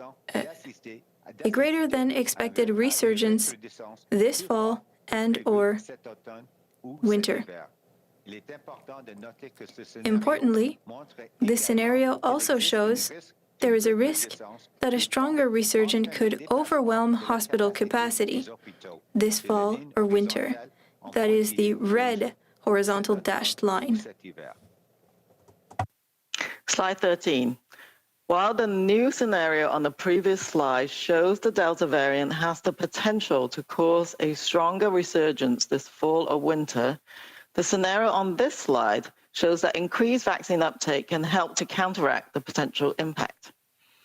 This scenario shows what could happen if Delta is predominating, but we have achieved a higher vaccine coverage, with at least 80% of the population aged 12 to 54 years fully vaccinated before we ease individual precautions such as masking and spacing. In this scenario, while we may still expect some degree of resurgence this fall or winter, by maintaining individual precautions until vaccine coverage is a bit higher, we could reduce the risk of a strong resurgence that could overwhelm hospital capacity. Fortunately, we are continuing to see good vaccine uptake across Canada, with first dose coverage already over 76% and second dose coverage ranging from 21 to 64% in adults 50 years or older. However, this modeling underscores that vaccination among younger adults can have a big impact. Given their increased work and social connections, younger adults naturally have higher rates of in-person contact. So the higher the vaccine coverage among these age groups, the greater the overall impact on epidemic control. With the emergence and spread of the Delta variant, it is more important than ever for as many people as possible to get fully vaccinated across Canada. Getting fully vaccinated improves your own protection against symptomatic infection and severe illness. It provides better protection against more severe variants of concern, including the Delta variant, and protects those around you by building a wall of vaccination protection across the community. Diapositive 14. Slide 14. We've done the work for a better summer, and by staying vigilant to keep cases low, we can stay on track for a safer fall and winter. Increasing first and second doses will build a stronger wall of vaccination protection against COVID-19, including the Delta variant. Halfway is not okay. 2 doses of COVID-19 vaccine are needed to protect ourselves from severe illness due to COVID-19, give better protection against more contagious and severe variants of concern, and build strong immunity across the population to keep COVID-19 under control without restrictions.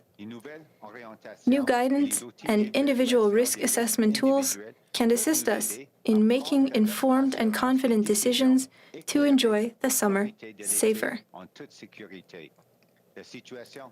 The situation continues to evolve, and things are not the same everywhere, so it is important to continue following local public health advice. The health and vaccination status of you and your family matters.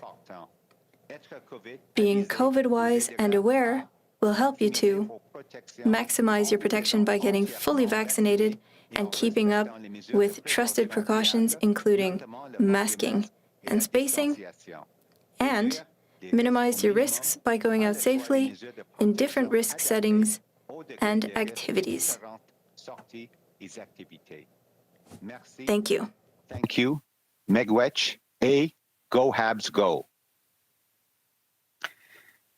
Well, slide 14, and as Dr. New has just said, we've done the work for a better summer, and by staying vigilant to keep cases low, we can stay on track for a safer fall and winter. Increasing the first and second doses will build a stronger wall of vaccination protection against COVID-19, including the Delta variant. Halfway is not okay. 2 doses of COVID-19 vaccine are needed to protect ourselves from severe illness due to COVID-19, to give better protection against more contagious and severe variants of concern, to build strong immunity across the population to keep COVID-19 under control without restrictions.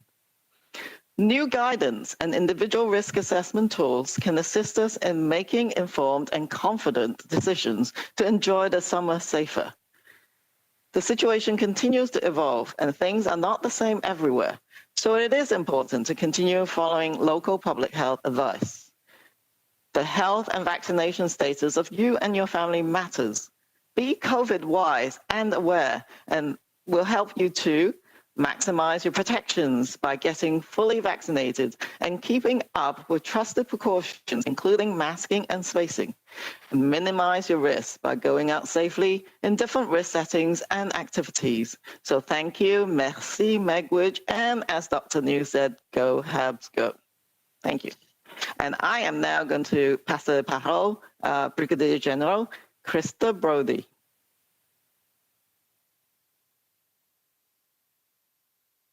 The second quarter is drawing to a close. We have delivered almost 43 million doses of COVID-19 vaccines across Canada. By the middle of next week, we expect to have 50 million doses available for Canadians. That represents enough vaccine supply to fully immunize 75% of the eligible population. We will continue to work with manufacturers to ensure Canadians have the vaccines needed in the right quantity and at the right time and place to maximize immunization efforts. Even in the midst of the big lift, with large-scale shipments arriving on a regular basis, fluctuations in the distribution plan can be expected. We are working to minimize the impact of last-minute changes and to accelerate the availability of doses to the greatest extent possible. While operational factors of this nature come with a big lift, we have delivered more than 3 million doses of Moderna to the provinces this week, in addition to the 2.4 million doses of Pfizer-BioNTech. Yesterday, we received a shipment from AstraZeneca totaling 795,000 doses to be managed at the federal level, allowing provinces to draw the precise quantity of doses required to support their second dose strategies and unique requirements. Next week, the final week of the second quarter, we are expecting to bring in 2.4 million doses of Pfizer-BioNTech and 1.4 million doses of Moderna. Pfizer-BioNTech shipments for the first 2 weeks of July were announced last week. We expect 900,000 doses during the week of July 5th and 1.4 million doses the week of July 12th. Earlier this week, we received confirmation of the remaining July allocations of 3.1 million doses for the week of 19 July and 3.7 million doses for the last week of July, signaling the complete July Pfizer-BioNTech allocation of 9.1 million doses. We are working closely with the provinces to manage inventory of available vaccines as we draw closer to an optimal supply of the COVID-19 vaccines needed to fully immunize eligible Canadians in the greatest possible number. Le deuxième trimestre tire à sa fin. The second quarter is drawing to a close. We have delivered nearly 43 million doses of COVID-19 vaccines across Canada.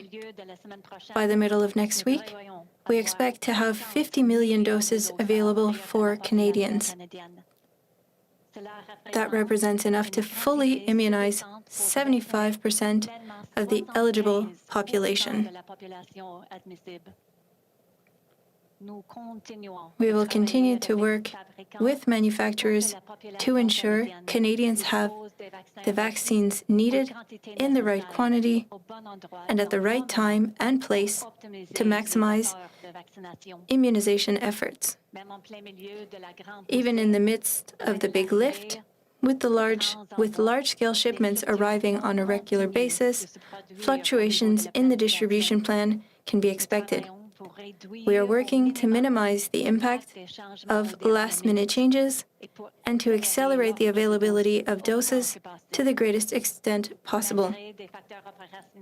While operational factors of this nature come with the big lift, we have delivered more than 3 million doses of Moderna to the provinces this week, in addition to the 2.4 million doses of Pfizer-BioNTech.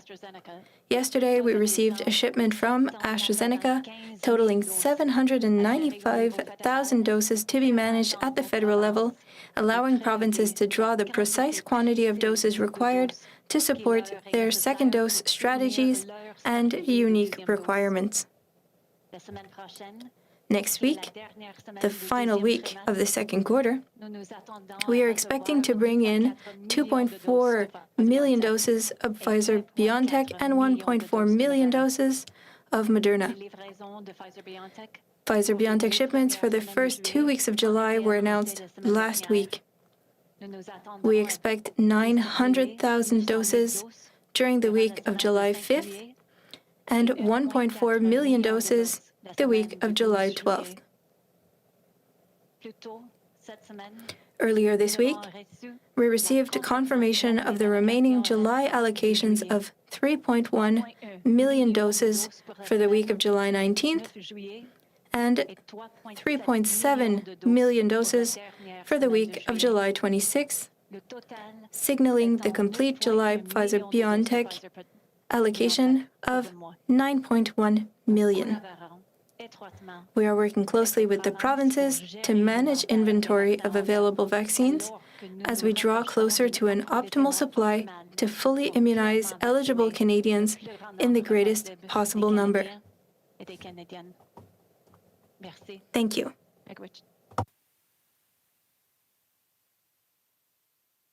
We will now open the phone line to questions. We ask that you limit yourself to one question and only one follow-up. We will be taking your questions in both official languages. Nous vous demandons de vous limiter à une question et seulement une question suivie. Vous pouvez poser vos questions dans l'une ou l'autre des langues officielles. We will start with the first question. Première question, Roxane. Merci, thank you. Please press star 1 at this time to ask a question. Veuillez s'il vous plaît appuyer sur étoile 1 maintenant pour toute question. The first question is from Abigail Beeman from Global News. Please go ahead. Thanks for taking my question. I want to start in terms of Canadians getting their first doses. It seems that percentage is dropping, or the number of Canadians getting their first dose is dropping. Why, and what risk does that pose, especially keeping the Delta variant in mind? This is Theresa Tam. I'll start with the answer to that question. So in the presentation that we provided, there's some breakdowns in terms of what's happening in each province and territory, but also what's happening in each age group. So for sure, we're seeing very good vaccine uptake in the older age groups, and that's great. So the 50 years and older are getting past that 75% mark, and they're also accelerating with the second doses because they were some of the first groups that got vaccinated. I think, as I said in the presentation, it's really the younger adults. I think that deserves a concerted effort. Partly it is because they were later to start, so I do expect them to accelerate. And I think part of this presentation is to encourage them to do so, because it does make a difference. They are the highest transmitters because they have an increased social mixing. So that is really important, is the younger adults. And now we also have the vaccine for the 12 to 17-year-olds as well. And we've actually seen a pretty rapid uptake in that age group. So that's encouraging. So I think partly it's just a matter of time. And I want to see us going past the 75% mark and shoot for as close to that 100% as possible. But what I am very encouraged is that of course, the highest risk, the older population, is getting past those milestones. But with the Delta variant, I think our bottom line is that we just need to get as high as possible, as much as we can pass that 75% goalpost for both first and second doses.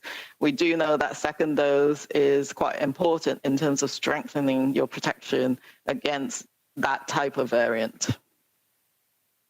But we also indicated, I think, in my update that more targeted approaches are needed. So the group that is not vaccinated as yet is a varied, heterogeneous group.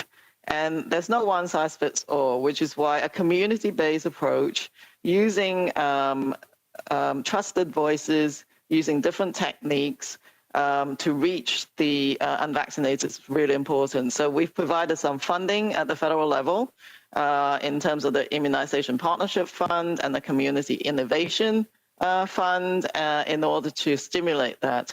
You've also seen provinces pulling out all stops from lotteries to other incentives, also in order to reach some of these groups. Thank you. And for my follow-up, in terms of those people who won't get vaccinated or who aren't getting vaccinated, can you speak to what life will look like? Will society normalize with a certain level of COVID at some point? What will that look like? Yes, so I've just been updated that the tools that we talked about at the end of our presentation provide some of the guidance for individual risk assessment. And of course, there's a population level consideration as well. So with as high a vaccine coverage as we can achieve, we may be able to achieve a level of community protection that allows us to protect those who are not yet vaccinated because, for example, there are certain medical conditions or because they are older and their immune system doesn't work as well or you're immunosuppressed. It's really important that we do our best to maximize protection to protect those who can't get vaccinated. And of course, kids under the age of 12 don't yet have a vaccine. So with all of that in mind, I mean, one would expect still some circulation of COVID-19, but we want to be able to get that suppressed to the lowest level possible prior to the fall-winter season. So that's really important. And so I think careful reopening is important. So that will help keep virus levels low and enables everyone to be able to do more. What you will see in some of the tools, there's a suite of different ones. One is a tool that we supported from Horizon University, and that is a collaboration with the National Institute on Aging, but is adapting a previous tool that they have in terms of looking at a risk calculator. So you can look at your risk based on whether you're fully vaccinated, you've had one dose, or you haven't had any vaccine. What does that risk look like, and how can you reduce that risk going forwards? And we've just put up some guidance on life after vaccination on our website, so I'll get people to check it out, which means that some people may still need to protect themselves against circulating virus if they haven't been vaccinated. But if you are vaccinated, you get the really incredible protection that vaccine affords. Then you can do more without a mask and physical distancing. The bottom line, though, is all of my chief medical officer of health colleagues have said, please make sure everyone knows to listen to local public health, because the situation is different in every province. So I think what is looking like is the summer is looking pretty good.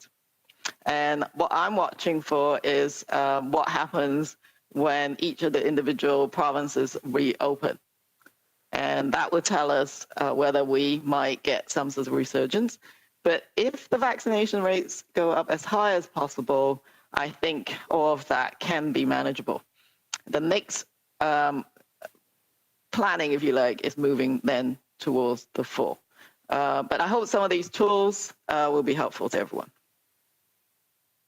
It's Dr. You. Maybe the only thing I would add to what Dr. Tam said with her very comprehensive answer is that, we have been getting these questions about, why don't we have guidance that's so straightforward and simple? Like, for example, the CDC in the US, yes, with 2 doses of vaccine, I can take off my mask. So I think I would just point to the Ryerson tool. It's a good, I think, a way of being informed and looking at and maybe thinking about all of the factors that people at an individual level need to consider before they, do certain activities or interact with others, be it family, friends, etc. So I think it's worth your while to take a look at it, and I think hopefully it's educational as well, and you can use it for maybe a planned activity. But then, as you do other activities in the summer, I think it just gives you some pause to actually carefully go through that personal risk assessment. Thank you.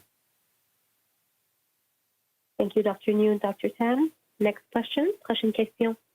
Thank you. The next question is from Marika Walsh from the Globe and Mail. Please go ahead. Good afternoon. Following up on that, I think I'm a bit confused about what you guys are saying. Dr. New, did you just say that you are in favor of people following the CDC guidelines? You said, yes, you can take a mask off if you're fully vaccinated. So it's very unclear to me, what is the actual guidance you're giving? You're pointing people to an online calculator that, when I tested out, says that even when I'm fully vaccinated and the people I'm meeting with are fully vaccinated, our risk is moderate. Then you're pointing to this life after COVID chart that has been out since May and is about a population level advice. So specifically, what can people do who are fully vaccinated right now? Can I go hug my mom, or are you saying no, do not break your bubble? Okay, so thank you for the question, Marika. Maybe I'll answer because it was directed to me. I'm sure Dr. Tam will have something to say. So I apologize if you misunderstood. No, I think what you and others have been pointing to in terms of, for example, the CDC guidance, it makes it seem straightforward. Yes, I have my 2 vaccines. I can do whatever I want. And we're saying no, it's much more nuanced than that. And you can see by the tools that there's also a level of what I would call your personal sort of a risk assessment and risk tolerance. There's lots of factors in play. It's not as simple as what your status is with respect to your vaccination. It's also obviously understanding what the epidemiology is in your local community. And that's obviously, I think, reflected by the point we always make that follow the guidance of your local public health authorities, because they know best what's going on. Is the virus really circulating at a level that there's a potential risk in terms of transmission that might have an impact on the healthcare system and so on?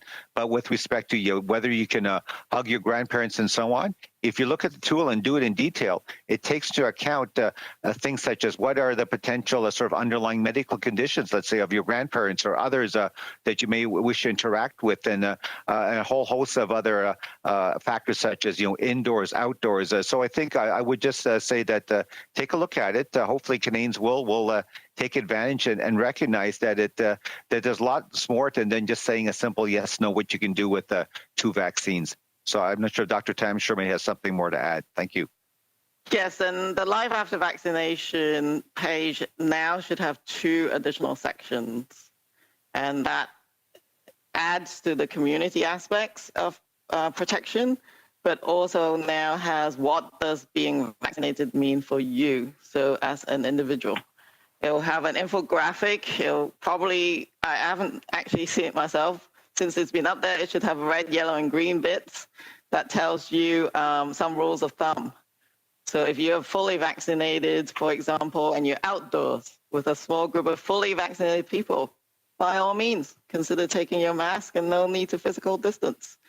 But then if you're with a crowded, large crowd in a large house party, you have no idea who is vaccinated in or not, then consider following the measures that are put together by the organizers. If you yourself have an underlying medical condition, and you're not sure if you're even with 2 doses, you're well protected because you're immunosuppressed, then consider wearing a mask and maintaining that physical distancing, or not attending if you don't feel comfortable. So I think some of the nuances are provided, but perhaps you were looking at a not quite updated website, so please check it out. Thank you. I am on the website right now, and there is no update, so it would have been helpful to receive that in advance of this technical briefing with the other materials. I think that what I'm confused about, and what many other people are confused about, is why the advice from your organization is, for example, you just said, if you're fully vaccinated and you're outside, you can take your mask off with a group. People have been unmasked, gathering outside for months now. That has been the point. We've been told that that is what's safe. So why does it seem that your advice for fully vaccinated has not at all moved the needle on what can be done when there is a marked difference between being fully vaccinated and not at all vaccinated? Yeah, you have to, sorry that this tool wasn't provided to you, but it's hot off the press, so you can ask us more questions the next round. But it will show you there's a gradation, and really being fully vaccinated affords you a huge amount of protection. That is absolutely true. So you can go into some of these settings that are indoors with a much better sense that you are protected. But all I'm saying is that if you have an underlying medical condition, you may want to think about layering on more protection. But even unvaccinated people can go outdoors without a mask if there's no real active, with vaccinated people. So so the tool will go through all of that. And then if you're indoors with fully vaccinated people, you're having dinner, you're watching whatever, that's fine too. Take off your mask and don't have physical distancing. So it goes through all of that as well. So it's not just the outside. It does provide the fact that you can reduce some of those personal protections indoors. It's Dr. New. I guess, Marika, you're also commenting on, well, this has been going on for months or so on. I think, as we said in our presentation, look what's happening now with the spread of the Delta variant, and also the experience in other countries. Look at the UK, where they've had a good vaccination program, they've had high vaccination rates. They had a plan to sort of opening, right, loosening of public health measures, and they've pushed that back as the Delta variant has sort of obviously become more predominant. And look at another country such as Israel, where they were maybe letting go in terms of the use of masks, and now they're putting in more restrictive measures. So I think all these experiences in other countries also inform us here in Canada as a sort of cautionary tales. And I think the advice we're putting out now, obviously that's in many ways complementary to what obviously local and provincial public health authorities are doing, are all meant to inform and help Canadians in terms of the risk assessment, what they can do. But I would say, hey, the science keeps evolving. We'll have to keep an eye on the variants, and certainly learn from other countries as well as we move forward. Thank you. Merci. Prochaine question. Next question, please. Thank you. Merci. The next question is from Rebecca Keenan from Savimont. Please go ahead. Hi. Yes, I was wondering, what should parents know about the myocarditis risk in teens that has been linked to the COVID vaccinations internationally?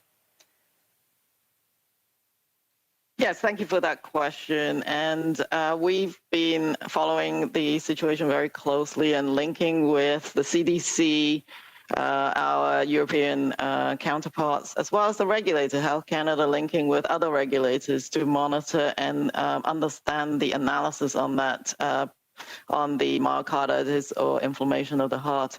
So you may have seen some of the communications out of the United States. Personally, I was actually quite reassured by what they are saying, in that what they have observed is this is rare. It does occur in younger populations. It's primarily seen after the second dose, but it is mild. And in overall, that individuals will sometimes don't need any major treatment. They will get better on their own, or there are treatments, of course, and anti-inflammatory medications that can be provided, and so they don't get very sick. And so that is reassuring, and it's still seen more in males. But I think the bottom line is that the global literature provides us with that kind of reassurance. And so the National Advisory Committee on Immunization is actively reviewing all of this together with Health Canada, and we expect some updates from them. But the initial analysis is from the United States, is that they've determined that the benefits far outweigh the risks. At the moment in Canada, we've been monitoring through our vaccine safety surveillance systems, and we've been monitoring these cases all along, and we don't see any specific signals of concern. And in fact, the rates of myocarditis in the vaccinated population is lower than what we would normally expect in a regular year. Having said that, we haven't had a lot of people who are younger who've had 2 doses. You've seen the graph that we presented. So we do need to monitor this carefully. And of course, inform parents, inform the youth of the kind of symptoms to look for, which is if you do get chest pain, you're feeling unwell, you don't know what's going on, shortness of breath. Sometimes in certain circumstances, your heart rate might be irregular. And under all of those circumstances, please seek medical help. But again, based on the data, these are generally mild illnesses, and that occur very quickly soon after the second dose, and they all seem to resolve in general. And so there are a few cases that are hospitalized, but again, I think what I would suggest is we will wait and see what the revises next week, but the international data is reassuring. I wonder, is there any way for parents or teens to mitigate the risk? Like if you're an active athletic teen, should you take it easy for a few days after your second dose, for example? That's a good question. I think see how your body feels. And I know even with adults, everyone reacts a bit differently. And I would say always schedule your vaccination when you can take some rest afterwards. I think that applies to everyone, including younger people, and take it easy. Don't schedule stuff that's going to take a lot out of you for a few days after your second dose, and watch. Don't think of yourself as invincible. Just watch and see if you got any symptoms, and then tell your parents and go and see the doctor. Thank you. Next question. Prochaine question. Thank you. Merci. Once again, please press star 1 at this time to ask a question. De nouveau, n'hésitez pas à appuyer sur étoile 1 maintenant pour poser une question. And our next question is from David Thurton from CBC News. Please go ahead. Hi, yes. I just wanted to follow up about the questions about myocarditis and also just kind of extend it to pericarditis as well. So the question that I have is, on Wednesday, the CDC released a sweeping overview of these conditions in young people with a possible link to, of course, the mRNA vaccines. One of the big takeaways was that the FDA was going to add a warning to the product information. So is Health Canada considering the same thing? Yeah, all of this is under consideration, and we will hear more quite soon, I think next week, both from Health Canada and from the National Advisory Committee on Immunization. To just remind people, of course, we are learning from the international experience because we haven't had that many younger population that's had 2 doses. So they need time to quickly examine that international information coming out of the United States and other countries. Okay, and just this other question comes from a viewer through our Ask CBC team. And just as we're mixing vaccines, you know, some people are getting AstraZeneca and an mRNA vaccine.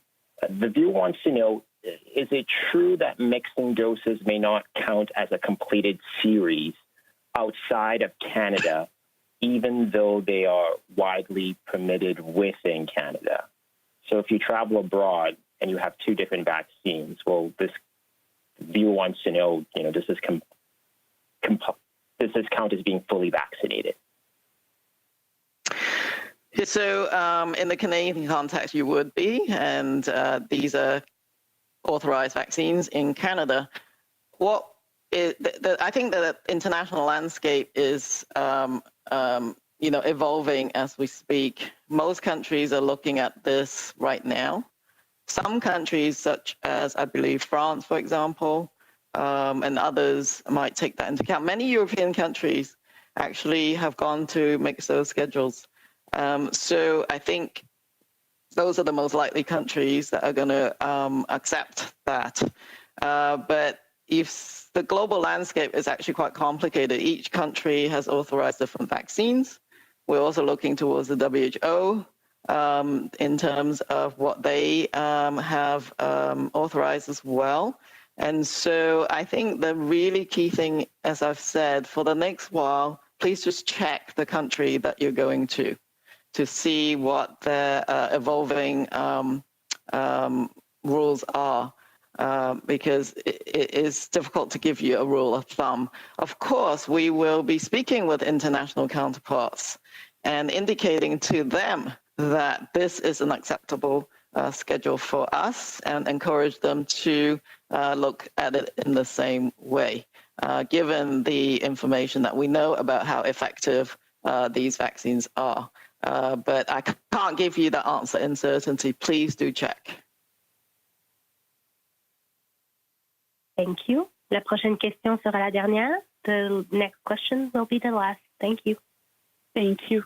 Our last question is from Stephanie Taylor from the Canadian Press. Please go ahead. Hi, thank you so much for taking my question. By a voice coming out with a one-size-fits-all approach of what those who are fully vaccinated can do, what those who are partially vaccinated can do to get at the nuance, isn't there a risk that people will simply be left confused, overwhelmed, if they can't find these tools on the website, they just won't pay attention to them, and they could get it wrong? It's Theresa Tam. I'll answer that question. First of all, do check out your local public health. 2 is that I think there's some very simple rules of thumb, which is if you're fully vaccinated, you can be quite reassured based on the variants and assessments against the currently circulating variants that you're going to be quite well protected, and that you can consider not masking or physical distancing under many different conditions. Where you do have to think twice is, of course, indoors, crowded, multiple people with unknown vaccination status, then you have to sort of look at your own personal conditions as to whether you can accept that kind of risk. And so that's the general thumb. But outside is always better than inside. The 3 C's, just remember that still applies. Don't go out if you're sick. And all of those things I think people have learned. They've learned some really tough things over the last year and a half now, really. They've learned to adapt. They've really learned some of the basic foundational principles, and those are going to stand people in good stead. And then what you're doing is adding on top of that a significant layer of protection that vaccines are going to afford. And so I think that's just the bottom line. So the tool itself, I think what is the most evident is that if you're fully vaccinated, there's a lot that you can do now with a lowered risk.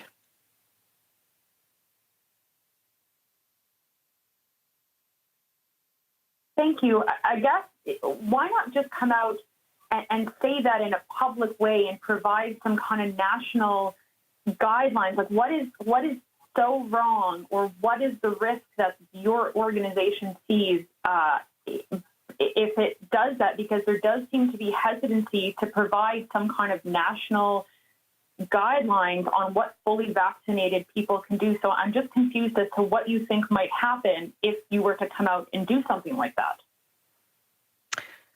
Yes, and we apologize that the tools were not ready, but we are expecting that guidance to be up on our website either now or very soon after this news conference. So we will provide that. But my colleagues, the other chief medical officers, said, look, we've already got some rules in our own province, and we want to make sure people follow that because we have our own set of contexts and situations. So I think that we've given people a rule of thumb, and that they should also then check in with their local jurisdiction. And you will see that, some of the top line messages that we have provided in terms of what people can do is that, is things like you can now consider getting close to people without wearing a mask, taking into account the who you're meeting and the setting. You now don't have to quarantine after traveling. So that is being communicated for travel across the border now. You don't necessarily need to quarantine after being exposed to another person with COVID-19. Now that you do have to follow the local public health advice, but that's as to the rule of thumb as well. So that is expected to be on our website, and please do check it out. And we apologize, this wasn't there before the presser started.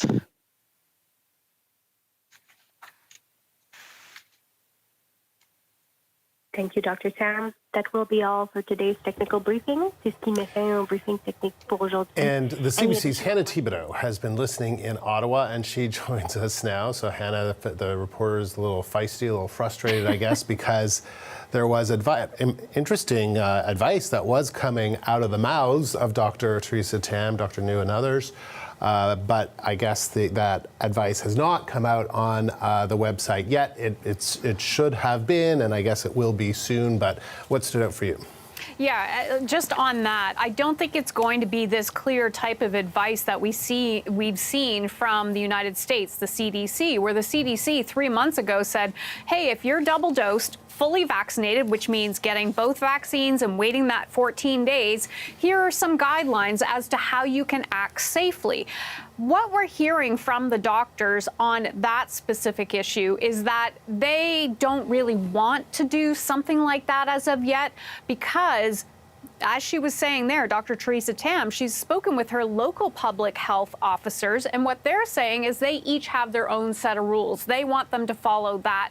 But there has been pressure on the federal government to put out this general list of rules. We've heard it from Ontario in particular, saying we want to see something like the CDC does. But then in other jurisdictions, like Prince Edward Island, they're saying, okay, as for now, you have 1 dose, 2 doses, or no doses at all. You all have to follow the same guidelines. And when I've been speaking with doctors on this, because I did go to each province and ask them what type of restrictions will be lifted for double dosers, they all had different parameters for this. I've spoken with some doctors, and the doctors are saying they need to have some type of baseline guideline out there, because people will start getting frustrated. They'll see people in different provinces doing different things, like Alberta is lifting all restrictions on July 1st, Saskatchewan on July 11th, and then in other provinces, they're not at all. They'll be seeing those people and going, well, why can't I do that? So this is why there's been that amount of pressure on the federal government to come out with these guidelines. I'm keeping an eye on the website to see what they eventually put out, but so far nothing has been updated on that. I want to bring you up to date on a couple of other things, Andrew, maybe just before you popped into the seat, is that some good news from Dr. Theresa Tam and Dr. Howard New. They say the case counts have dropped by 90% since the peak of the third wave in April. Yay, go Canadians. Like, that is excellent news. Now, here's some maybe frustrating news that they might have to follow. We know that the federal government and Public Health and Health Canada are starting to lift restrictions a little bit for those Canadians and permanent residents who are traveling outside of the country coming back. If they're fully dosed, if they're coming back into the country, they don't have to go into a quarantine hotel if they've landed at an airport, and they don't have to go into quarantine for 14 days if they have that double dose. Now, there are a lot of things they have to do before that takes effect. However, there are a lot of questions. When are we moving to the next phase? There was kind of an answer to that today, Andrew. That answer is after 75% or more of Canadians get that double dose. So that's 12 years and above. We had heard that number in the past, but there's also some reasons behind this. It's 80% looking into the fall. They say we have to meet that threshold because of concern of the Delta variant. And they say we need to reach that 80% double dosed in order to avoid a potential fourth wave in the fall and winter because of the rise in Delta variant. And they don't want to lift these restrictions too early, because look at what's happening in Israel right now. In Israel, they had to tell their people to put masks back on. 10 days ago, they said you can take these off. Today, they had to tell them, okay, we're backtracking on that because of the rise of infections in that country because of the Delta variant. And Dr. Tam and Dr. New both said they don't want to get into that type of situation. All right, so much to follow on that. But before the COVID briefing, Hannah, we heard from the Prime Minister. It was the first time he has spoken about the discovery of as many as 751 unmarked graves on the grounds of the Marival Residential School in Saskatchewan. What did Justin Trudeau have to say? Yeah, well, this is the first time in person he did this. He did put out a release yesterday, and in fact, the whole press conference focused on this issue. And there were a lot of different things to point out there. He spoke about the harmful government policies that were put in place for decades, and that this is now horrifying not only First Nations communities, but also other Canadians who maybe, and David Cochrane was saying, we never learned about residential schools when we were in high school or anything like that, or in junior high. This is something that maybe a lot of Canadians are shocked by the numbers that they're seeing. 751 grave sites that the headstones were taken down in the 1960s. So now they don't know who are in those graves. And that is just simply horrific for the community, for Canadians, and the Prime Minister is essentially going out there and saying, we want to try to right this wrong. It's not only in Saskatchewan, we also heard about the one in British Columbia, the Kamloops as well.